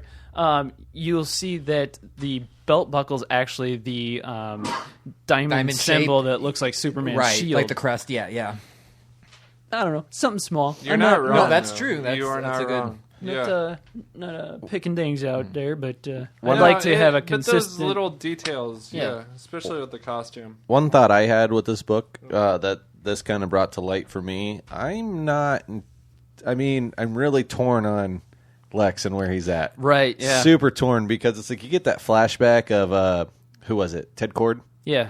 And the chopper. Yeah. And how he's like, save me. And Lex, like, in the flashback, Lex's dialogue says, quit whining. Yeah. But he's telling Soups how he ended up plummeting to his death because attack or something happened and he felt horrible. And then Soups saw him for what he was and blah, blah, blah, blah, blah. And he's trying to overcome this adversity and whatever. Yeah. But, like, the way he is with Soups when they're on that planet and he realized Soups losing his powers and just some of the inner dialogue, like, I'm just really torn on if this Lex is doing what Superman said from the get-go and he's got this underlining plan and he's just pulling it off, or if he's legitimately trying to be a different Lex. Like, I'm still just, I don't know where it's going. Rightfully so. And I agree with you 100% because that flashback is from Forever Evil in New 52. He does say in that flashback, he says, stop whining. Ted Cord's hanging on for dear life. Right. He actually does go to try to save him in that book, but he gets interrupted by Ultraman flying into the LexCorp building, and he like hits it with such force that the tail end falls, and he can't save him because it's just normal Lex. You know? Right. And I think he actually gets like kind of beat up a little bit, just not like actually gets hit. It just gets toppled over, and he hits some debris and whatnot. But I don't know, where to stand with Lex either, and Right. it's kind of an ingenious thing to do with the character right Absolutely. now. I have a theory on it, but I think that he.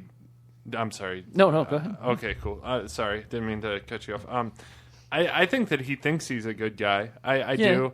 I really think it just goes back to that whole thing we were talking about earlier with the rebirth stuff, where he was just reborn into this world as this Lex Luthor, as kind of an amalgamation of like the good qualities of Lex Luthor, and I'm sure there's still some anti-hero in there that will show itself eventually. He's going to show his true colors, but I think the future, with him being the future Apocalypse, I don't think that he has any knowledge of that. I just think that may be the real future, but I don't think he's plotting anything personally. Well, I don't think he's necessarily plotting the Apocalypse route, because I don't think he even probably realized that was an option until he heard about it, which that in itself was kind of scary.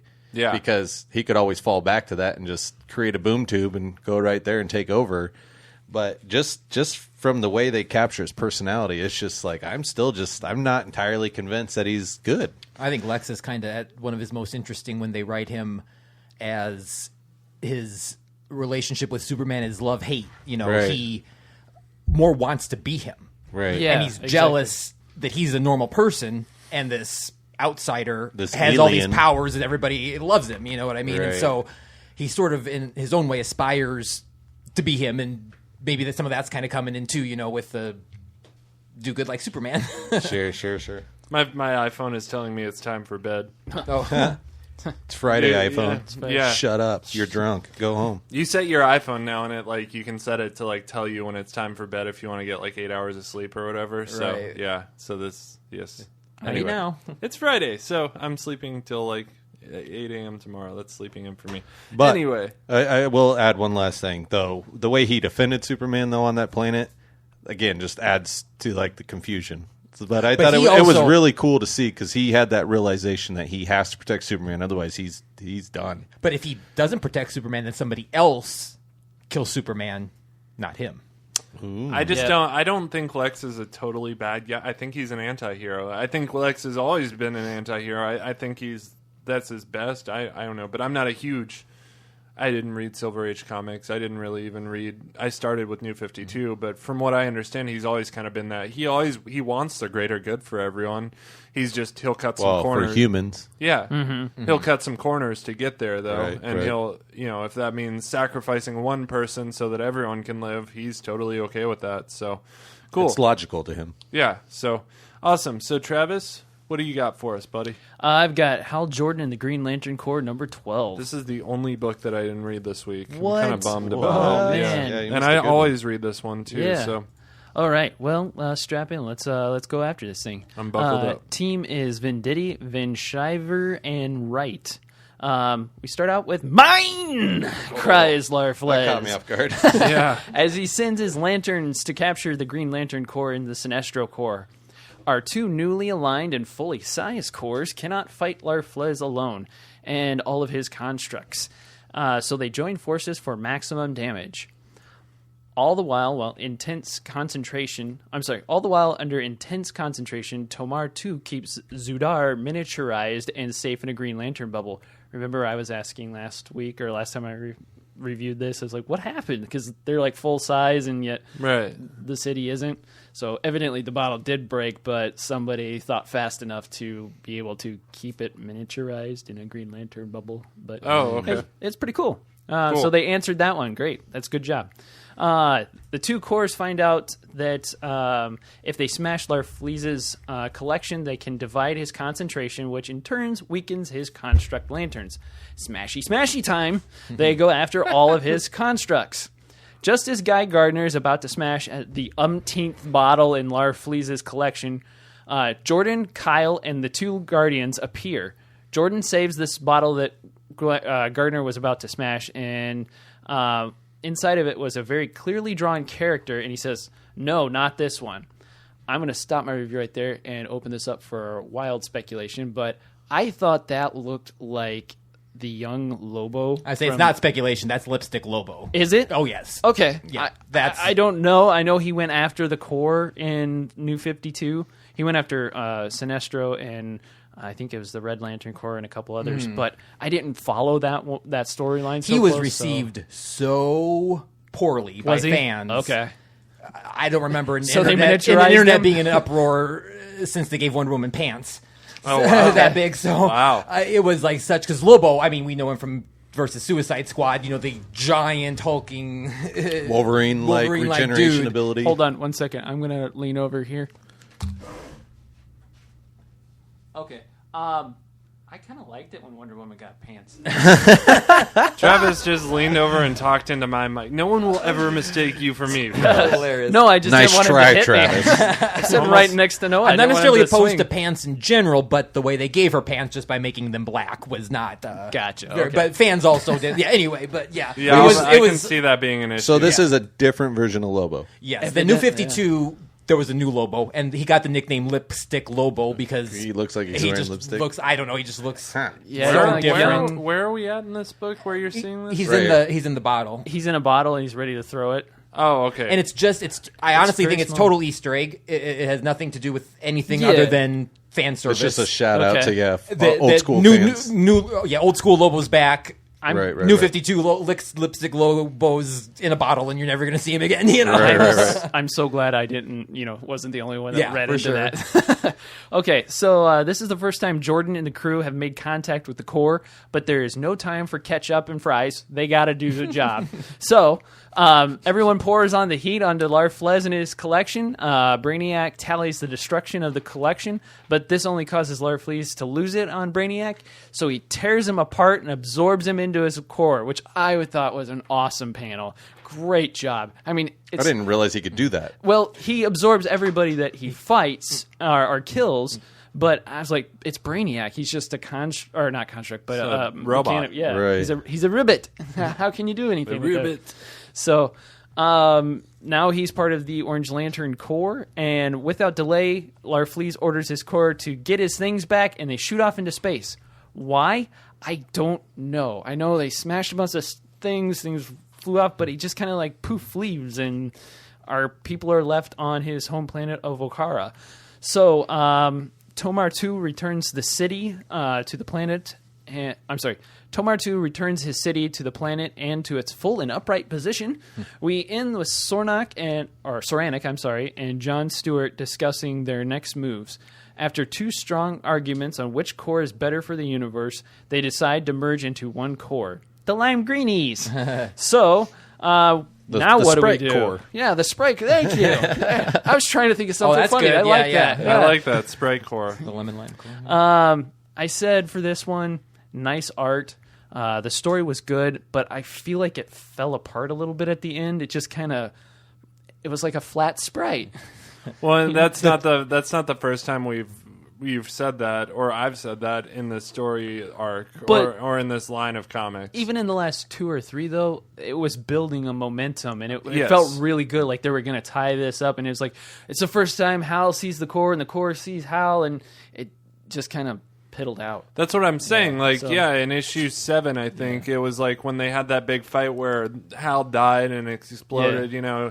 You said that exact same thing, that it could just kind of fizzled at the momentum building time where it was Yeah. time to climax. Well, and this was Oh, really? I didn't mean it like that. That's Family that's show. That's a literary That's an official term. literary term, Okay, right? well, Yeah. you kind of said that. Yeah, no, but at the point where you think that it's going to build up into something great, it just. I don't know. Vendetti just kind of has a tendency to sort of I think with fizzle out like that. with the constructs, like with them escaping the Larfleeze was winning. It seemed kind of like the rings were depowered. They needed more power. The fear ones did, and by breaking open Larfleeze's collection, Yeah. the collection escaped, and he fears losing his collection more than anything. And then all of a sudden, the rings started recharging, 150% or something like that. yeah. I thought that was like. Yeah, It was good. this super definitely cool. was like I thought it was loaded with a lot of great action. Yeah. Yeah. And I like thought you so said, too. how he kind of flew off at the end. It's just kind of like what? Yeah. But then it kind of closed out. So I was like, But I he's didn't so think greedy. too I mean, much his about thing it, is but- That's what it he is, wants yeah. his stuff back. Yeah, Right. exactly. But so my rating, I'm going to say it's a high blessing, very, very low holy, if that.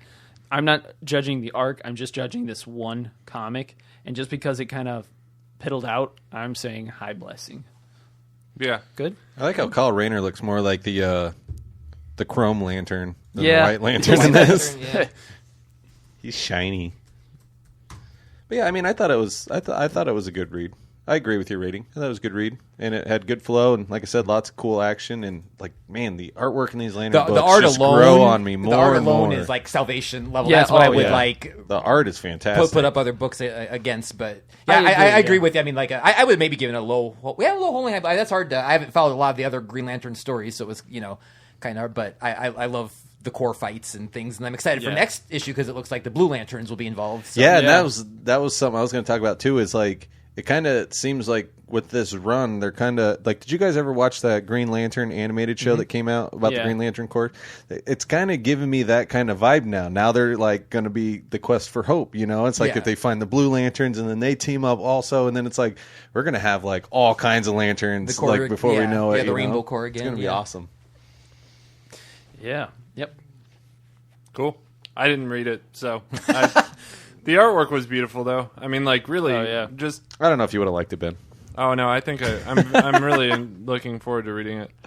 Yeah, I don't know, man. The artwork always astounds me on Green Lantern books, switching between all the color spectrums and stuff. Yeah. I just texted everyone a picture. Yeah. I do have one more question, though. So, Phantom Lantern shifts between all the emotions, but the White Lantern can summon... access any of the emotions, and he doesn't change. He can just access constructs for each one or whatever, right? Yep. Or use whichever emotion he needs to use. I guess. Phantom Lantern is more of like a bipolar. Like if you feel a little bit of fear, it's going to magnify that and turn you into a crazy fear monster. It's a mood ring on right? Like a serious mood ring. Yeah. Cool. So I'm going to move things along here and do a quick little discussion about about Justice League Power Rangers. Did anybody read this? I did not. Oh, dude, I did. Noah, Travis, did you grow up as Power Rangers fans? Unfortunately, I'm a little bit older than you guys, and so Power Rangers was after my time. How old are you? I was born in 1978. Oh, wow. What? No way. I had no idea. Wow. Wow. So when I say I've been a comic fan for a long time, it's been no. a long time. Wow. I wouldn't put you. I had no. I thought you were my age, man. No idea. 84 yeah, represent. I thought you were. I'm 87. So yeah. Wow. Oh, you're the baby, Ben. Yep. You're the tallest one, but you're the youngest. Right. Yeah. It's not fair. It's not fair. Yeah. Well, you know, We're consolidated awesomeness, Josh. Yeah. this well chiseled jaw didn't come easy, guys. I just sorry. Wow, Ariel just peed herself again, laughing so hard. Yes, she's very very happy. Anyways, moving on. Power Rangers. I graduated Justice from League. Handsome Boy Modeling School. Did you guys ever see that SNL skit? Handsome Boy Modeling School. That's funny. Oh man, that's an old one. You guys gotta watch it. All right, so Justice League Power Rangers. So this book opens up in Angel Grove, which is the hometown of the Power Rangers. Which, The original Power Rangers. Yeah, this is like The OGs. The OG Power Rangers. So the Power Rangers are hanging out, and we get what I'm guessing to be like foreshadowing of what we're going to see at the end of this story arc, where the Power Rangers are standing around Angel Grove, except it's a giant crater on the ground and it's been destroyed. And Superman's like, it's not your fault, you guys. You know who did this. And then we cut to current events where the Power Rangers are hanging out at the command center, talking to Zord, just chilling, doing their Power Rangers thing. And Is it Zord or Zordon? Zordon. I apologize, Zordon. It's been a long time. Zord was Fifth Element. Oh, yeah. Zord you're right. Industries. But also their mechs are called Zords, right? Zoids. Ben, help me out here. I don't know. Yeah, it's been Sally, such... Sammy, Samsonite. Yeah, that's it. Samsonite. So the Power Rangers are looking for Alpha 5, which is, I guess, their like pet robot that helps them with things or whatever. And I forget what his name is, the African American guy. Zach goes. Yeah, there he strikes again. And he's the Red Ranger, correct? Nope. No. He's the Black Ranger. He's a Black Ranger. Yeah. Oh, really? Jason's Even the I Red knew that Ranger. one. Kimberly's the Pink Ranger. Trini is the Yellow Trini's Ranger. the one I didn't remember until I read it. Yeah, okay. And then Billy. Billy was the blue. Man, I hope so bad that Jason comes into play in this one. He was always my favorite. I might have been a little bit bigger of a Power Ranger fan than I kind of let on. Guys. Spoiler. Josh is like wearing his Power Ranger socks and underwear right now. I got my onesie on How underneath. do you know he's wearing underwear? Yeah. Oh, don't ask Ben those questions, Travis. John's running me with a good time.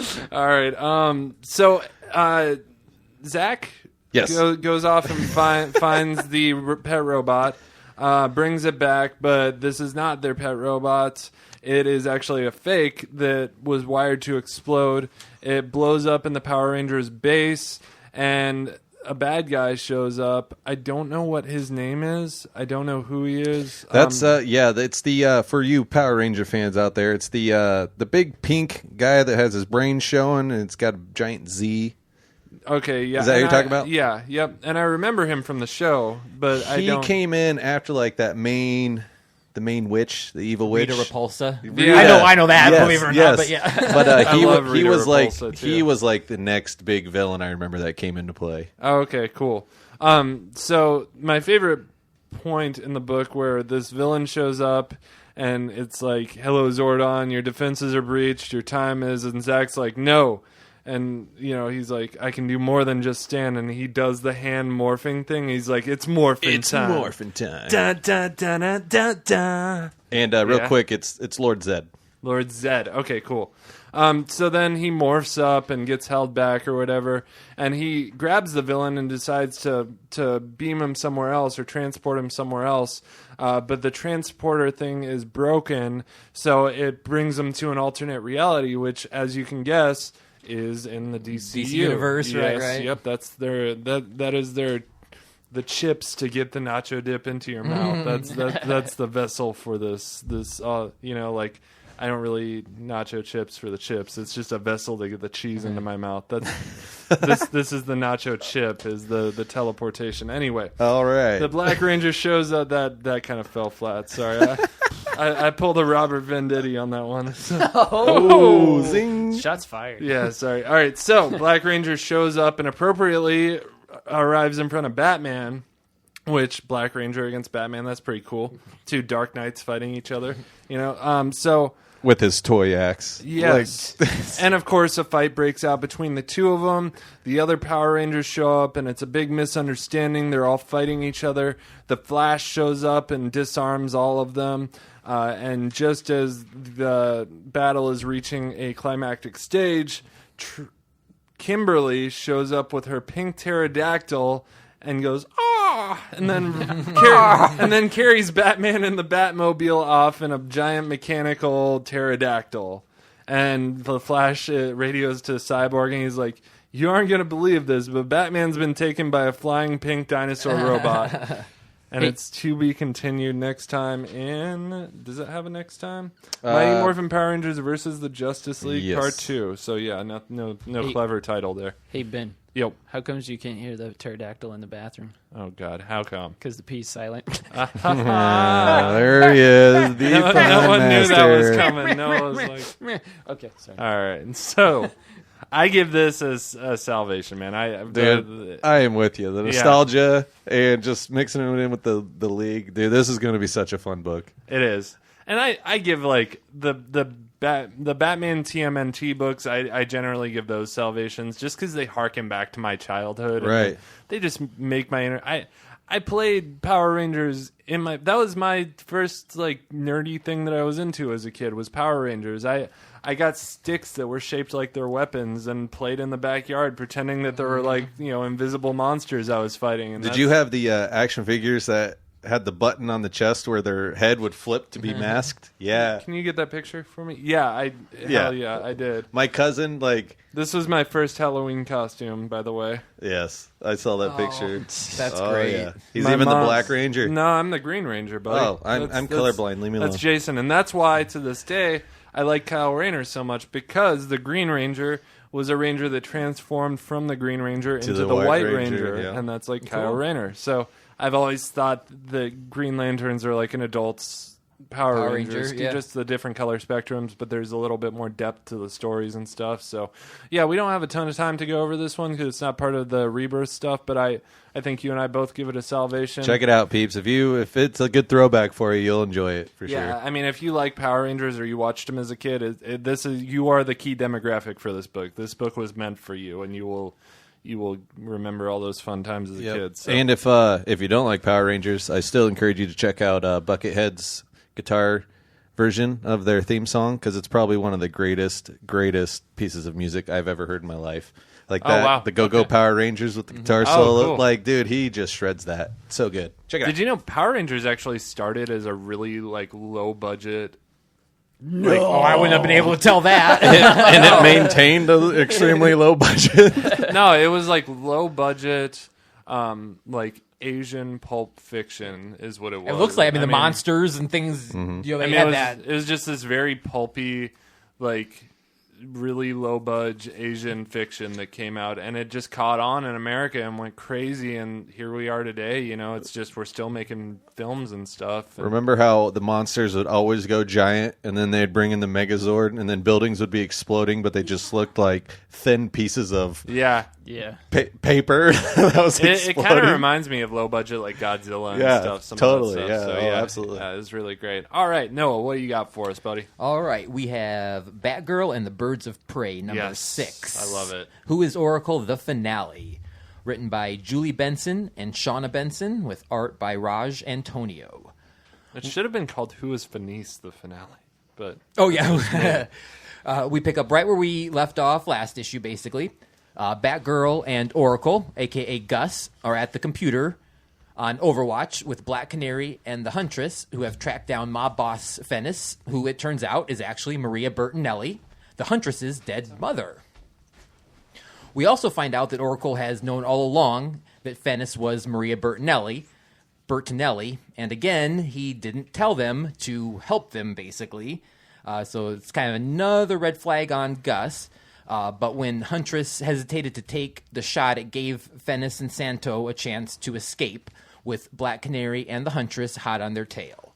Mm-hmm. So Batgirl has tracked Fennis and Santo with a drone to the very much abandoned Majestic Theater.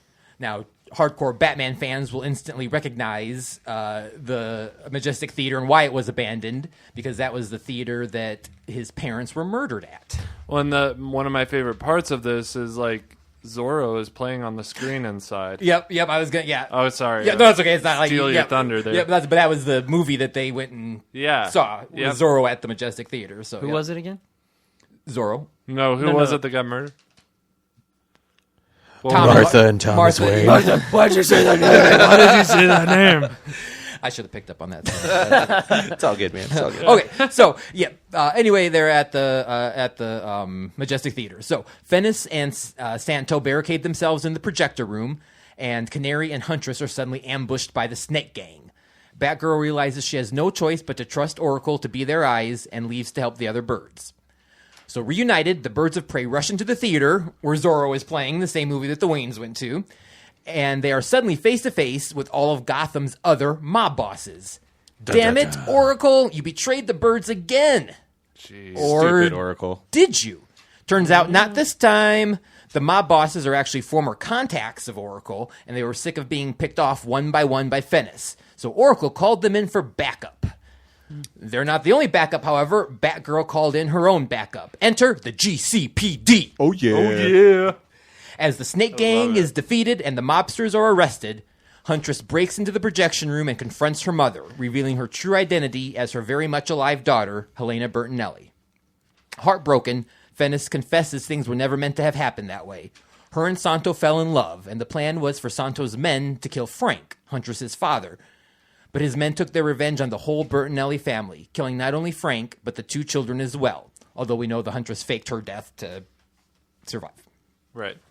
Driven by rage, Maria slowly built a mob empire with the goal to take down other mobs for some sort of like self-imposed penance.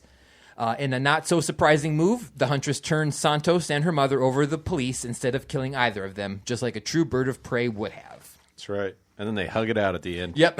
With their first mission under wraps, the birds reflect on being a family. Barbara's relationship with her father, Commissioner Gordon, Huntress's relationship with her mother, and, of course, the family bond between the 3 birds of prey themselves. And I thought that was a nice touch. Very not, yeah. Because you can see how it gave Huntress like a little bit of joy. You know what Yeah, I mean? Even yeah. she's like, I'm not really hugging tight, but you could tell Yeah, she was she's like, like, she yeah, wasn't don't hug hating me. it. Yeah. She wasn't hating it. Yep, and they joke, Yeah. baby steps. Right. Take baby steps. And they also, in honor of this whole family thing, decide to welcome Oracle officially to the team, much to Gus's delight. He's all excited. He wants a code name, and he wants a costume, and he's Yeah. got He's already got some it in things the picked works. out. And again, they remind him, baby steps. Yep, steps. Right. So the sun comes up, and the birds part ways, and we're left alone with Gus, a.k.a. Oracle, in his apartment. His computer beeps. Stupid Gus. Stupid Gus. A reminder, take your meds. Like he could forget, he says. Also, a message. What's your status? Do they trust you yet? Gus's answer, baby steps. Stand by. This idea is getting worse all the time, says Gus. Next issue, buyer beware. Gus seems a little more shady. Yeah, More shady. Well, I'm do you not think sure. he's scheming something, or is he trying to just like protect himself and he's causing this whole thing to like spin out of control? You know what I mean? I know. I don't know. I'm really kind of at a loss as to what's up with Gus. I'm thinking he messed up with someone, and I don't know if it's part of the deal is to get this someone contacts to get into the Birds of Prey, or if he maybe thought if he worked his way into the Birds of Prey, maybe they could help him. Like I don't. Yeah, I know. Same, I know. It could same be. premise as like the Lex thing. I have no idea where this is going. I'm part of me's kind of wondering maybe did he get like injected or infected with something that he has to take a consistent pill on, and like in order to get the antidote he has to infiltrate the Birds of Prey. Like I'm thinking Lady deep. Shiva or somebody. You know, maybe That's deep, but doable. But Yes. he also could just need meds and is selling secrets for money. Selling like I think you're onto something with getting infected, or that's 'Cause- what I was thinking. right. Like with that last scene, I mean, that has to be some significant thing. Why would they show us that if it was? Yeah, there has to be something to that. I'm with you. Like that's a good and he theory. seems like an oddball member for the Birds of Prey. Right. You know what I mean? So part of me is a little jealous of him because I want his position. I want to be in the Birds of Prey. Yeah. But the other part of me kind of doesn't necessarily want him there because he doesn't fit. But I don't dislike him. I just Right. haven't made up my mind yet. Right, So right. On the fence. I'm on the fence, like Venice. But anyway, Yeah. Overall, this was a great end to the arc. I think everything picked up right after the next issue let off, and the bond you could see the bond grow between the Birds yeah. and welcoming Huntress to the fold officially. Well, and Huntress starting to trust them. And right, exactly, yep. And so I loved it. I wanted to give it Salvation because of everything and how much I love the other books, but Yeah. I gave it a Holy. Yeah, I'd say high Holy The on this thing one. that prevented it from being a Salvation for me was the art, and the art was great and consistent, but it just isn't didn't what have- what yeah. takes it to Yeah. the next level to me. Like Sure. Nicholas Scott's art, in I Wonder Woman, agree. the art recently in Detective Comics, Batwoman. That's Green Lantern. That's Salvation level art to me. But not to say that this is poor art or anything. It's been just very consistent to the very whole consistent. Yeah. Consistent art. The one thing I will say that does stand out to me about the art in this book is Batgirl's expressions. Yeah, the expressions are great. That is the one part. Just that character's expressions. Not And Gus That's is too. been through He's, the- some wide-eyed. But that's been through the whole arc too. Is Yeah. Batgirl's expressions and stuff. They yeah. really get her faces down really well. I feel there are other characters I don't feel like they pull that off with, but yeah, I'm with you on a Holy, man. I think it wrapped itself up nicely, one little neat package, and then it left a little bit there's of still bread, more- right, little yeah. bit of breadcrumbs Yep. for the next story arc, but it didn't. like it's not quite finished. Yeah, they it- close the door, but there's you can still see through the keyhole. You know what I mean? I mean, It's that's like- exactly it. They just they wrap this story arc up and they tease the next one perfect way that it ended. It's just enough to make me happy with this one, but excited to read the next one. So What would you guys rate the whole arc? Holy, Holy, yeah. I think I'm Holy. with you. Yeah, Yeah. it was very good. A very good read. Love it. Cool. We are gonna keep the Lady Power going on our next book. What do you got for us, Josh? Off the top of my head, I don't remember. It's Wonder I Woman. say Oh, probably- Wonder Woman. Yes, I was like, wait, what was my third book? All waiting. right, I got my notes up here. All right, we're ready to go. Noah's like, come on, get to Wonder Woman, man. All right, so we got our residential Wonder Woman expert with us tonight. So I was a little nervous about this, but I don't think I'll let you down, Noah. Yeah.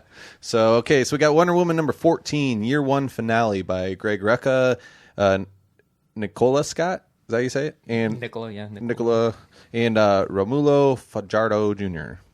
So this issue opens with Diana and Ares battling it out. Diana is trying to save Steve and the other mortals. Ares is on a rampage and has a hold of Steve by his throat. Diana frees him with the blow to Ares and then does what she can to get Ares to stop. Diana pleads for peace and says she will do whatever to spare everyone. We find out Ares wants the location of hidden Themyscira so that he can visit his daughters. To gain the info, he places his hand directly into Diana's brain, and that was one of the most gruesome scenes I think I've seen in a while. Oh yeah, it was Because- really Awesome. rough to I see mean, her. she's like kneeled down, head down, just doing like showing the respect to Ares because he's like a god, right? Isn't he? Oh, yeah, he's a yeah, guy. he's the yeah. god of war. Yeah, the god of war. So she's just showing this utmost respect and looking down, and he just like sticks his fingers right through her skull, and I mean, she starts bleeding from her eyes and her mouth, and super grotesque. yeah, like super grotesque, but like phenomenal artwork. Very But like I was effective, just right? like, whoa. So let's see here. As she screams out in pain, Ares jumps back in shock because she does not know the location of the mascara, and he cannot believe it. Diana explains to him that this was her sacrifice to come defend this world, something she did not understand until now. She's here to defend this world from him. Ares tells her to look around, kind of scoffs, says, "This world already belongs to me." Diana says, "Game on. It's time to take it back." She attacks and manages to get her lasso around Ares, and he explodes into a mass of crows and other animals as they disperse. After the battle, Steve and Diana discover the location of the oncoming attacks. They quickly jump to action and begin disarming the attackers and obtaining the gas canisters around the globe. The final location they arrive is at a school. Diana bursts into the auditorium and attacks the bad guys. Steve is quickly getting the kids out. And as Diana is dodging bullets, she reflects one of them right into one of the gas containers, and it begins to leak. The gas escaped, and Diana gets closed in the auditorium with the remaining bad guys. Now, they have masks, and this poison turns you into a homicidal rage monster. Diana isn't wearing a mask, so she starts to lose her stuff, like, in a really bad way, saying Ares is right, and she gets in the other bad guy's faces screaming, "This is what you would do to one another, what you do to your children." And as she is about to start slaying dudes, she begins to fight back and realize she's losing it. She wraps herself in her own lasso, saying, "Ares lies. This isn't her. This isn't true." And then in a gorgeous glowing light, she evaporates all the gas in the place and saves the day. In the final scene, Steve joins Diana for a drink and tells her that she has a name. She's like, "What? I already have a name." But with the final shot, we see all the headlines in the papers from around the world reading Wonder Woman. End of issue. How'd I do, Noah? Excellent. Good job. Okay. So the art was great. Shirtless Steve had me laughing the whole time. Always. He always because gets his shirt blown off. Yeah, his shirt was just evaporated and was barely a piece of cloth at the beginning. And as they're flying around the world, saving the day and everything, it's just gone this all together. shirtless, buff dude getting carried in by Wonder Woman, and he's just helping where he can, just running around shirtless. Do you remember in Futurama where they reinstate the bodies of all the Star Trek crew, and Shatner's standing there, and he's like, "Oh, we're painted on this planet. I better look like I'm fighting," and he rips his shirt. Yeah. That's Yeah. what that reminded me of. But, I'm Steve Trevor. We got something going on here. Let me rip this shirt. Pre-rip. So I just, that was something that just really stood out as kind of humorous, and it kind of had me laughing the whole time. It had great panel layout, I thought. The way the pages were set up was really good. So, Noah, what is the deal with the animals?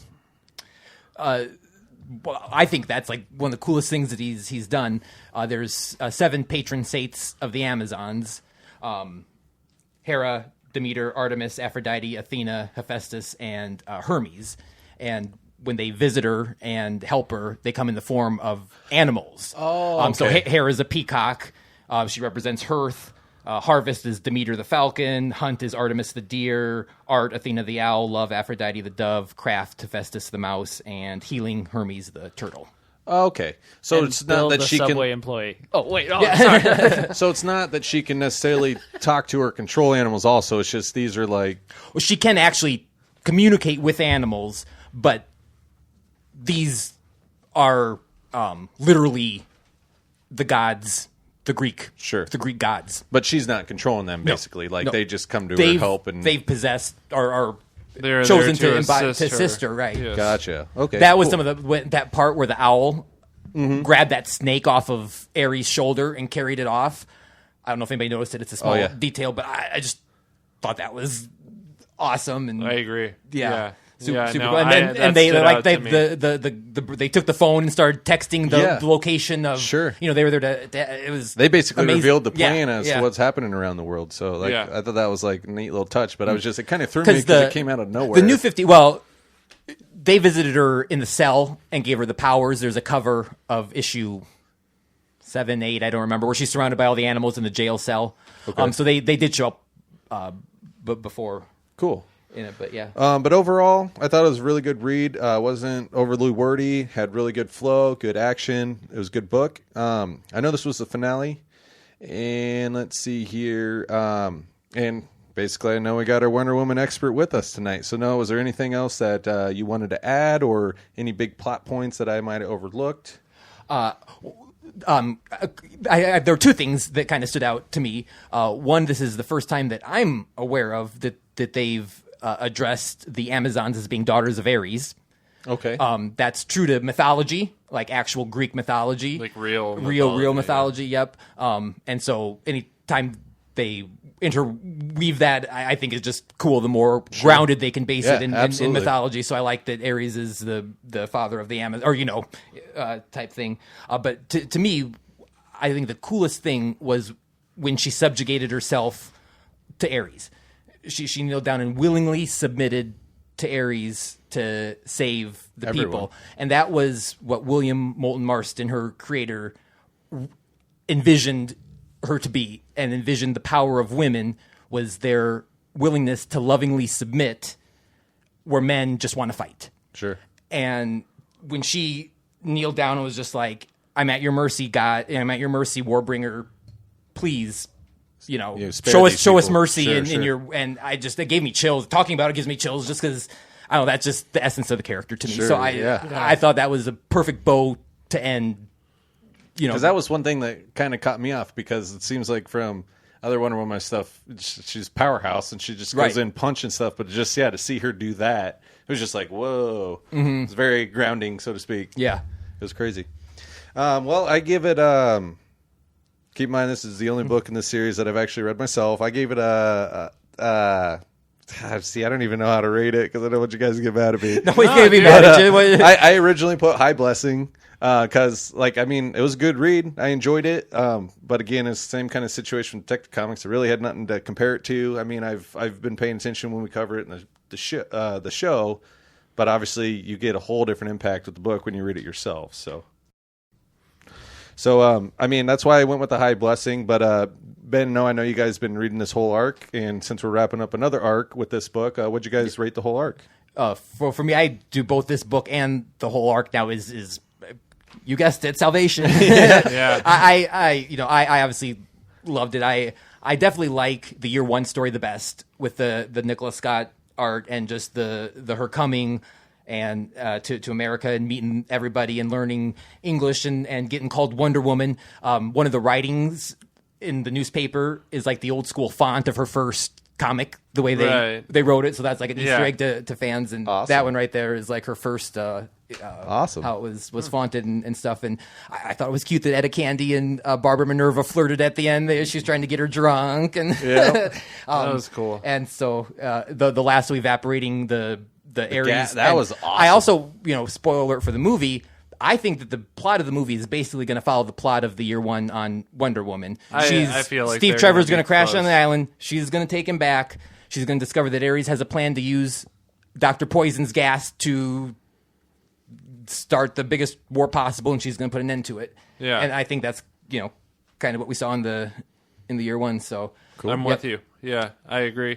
I love that little bit of text right there where she's in the auditorium and the gas is surrounding her, and she says, "You wish to bathe in blood? I will anoint every last one of you." Yeah. Like that's totally. That's when she was super classic warrior. Losing it, man. And I was just like, oh, she's about to just start murdering all these fools. Yeah.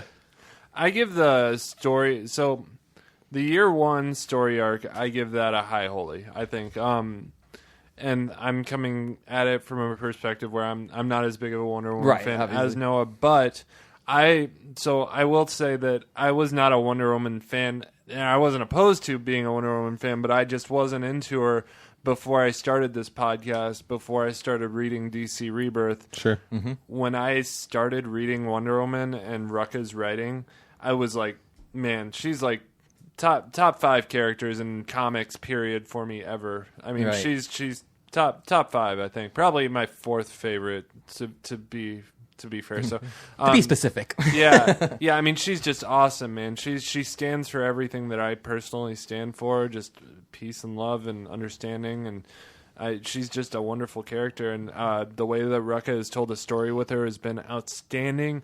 Nicola Scott's artwork, is she going anywhere, or is she sticking around? I hope not. I know she herself is a big Wonder Woman fan and has drawn Wonder Woman on several different occasions, but I always get scared because with DC and they have a rotating cast of artists and writers, but Liam Sharp's going somewhere. Yeah, he for sure is. Yeah. I have not heard that she is anytime soon, but you always wait for the ball to drop. Yeah, because she's been my favorite. I mean, and it's like, Liam Sharp's also been my favorite, but she's been better than Sharp, I believe. Yeah. Just by hair, but I think she has wonderful panel layout, very clean work. So yeah, it gets a high holy for me. I really love Ares. I hope that they explore him a little bit more in the next, if they're going to continue this year one thing. But more than anything, I'm looking forward to the truth, because the lies was really cool. I felt that they didn't give us enough answers in that, though. But it's a slow burn, and I think that Rucka intended for it to be a slow burn. Right. So I'm just waiting for the truth now. I really I'm excited for it, and they got me on the hook, so they did their job. So all that being said, we are way over on time, so I'm going to make an executive decision here.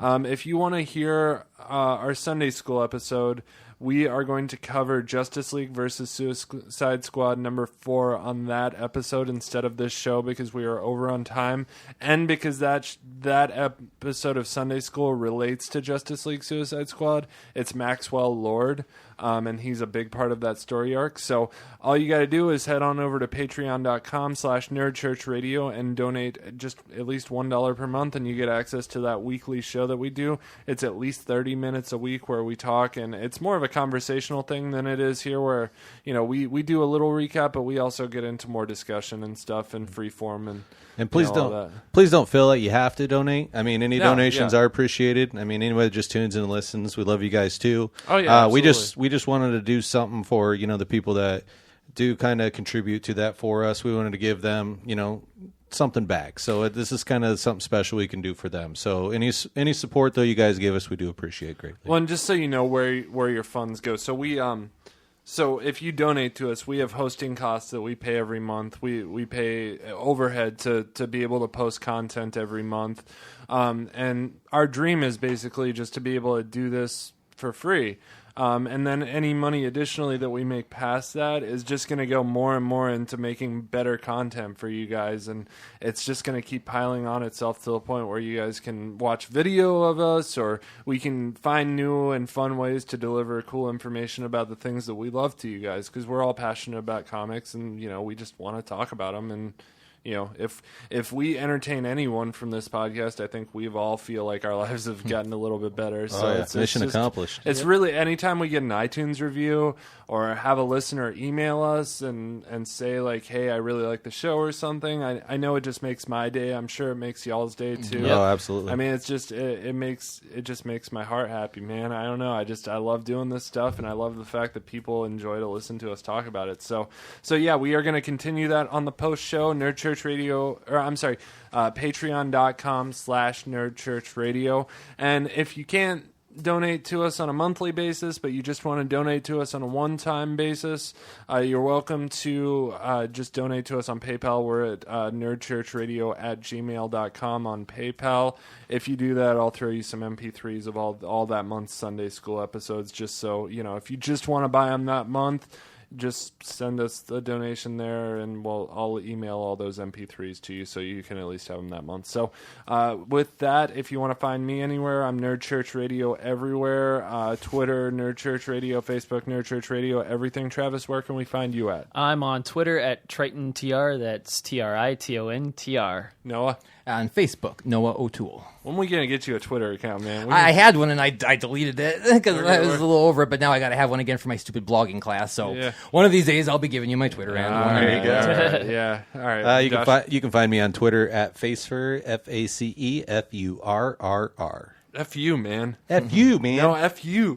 Okay. And if you want to find my lovely wife who does all of our written reviews, she is on Twitter at Ariel the Oracle. That's ArielTheOracle. Best Twitter handle ever. For sure. And she's pretty awesome. So go tweet at her, guys. She writes our reviews for us. She does a really good job. Show her some love. Show her some love. Any amount of work that I put into the show, she puts about 5 times as much work into it. So just, she's very awesome at what she does. Send her some love on Twitter. So with that, I will say peace be with you. And also with you. Peace out, planet Earth. Bye, everyone. Next week, we'll be back to spoil all your comics. He did something different than Hey!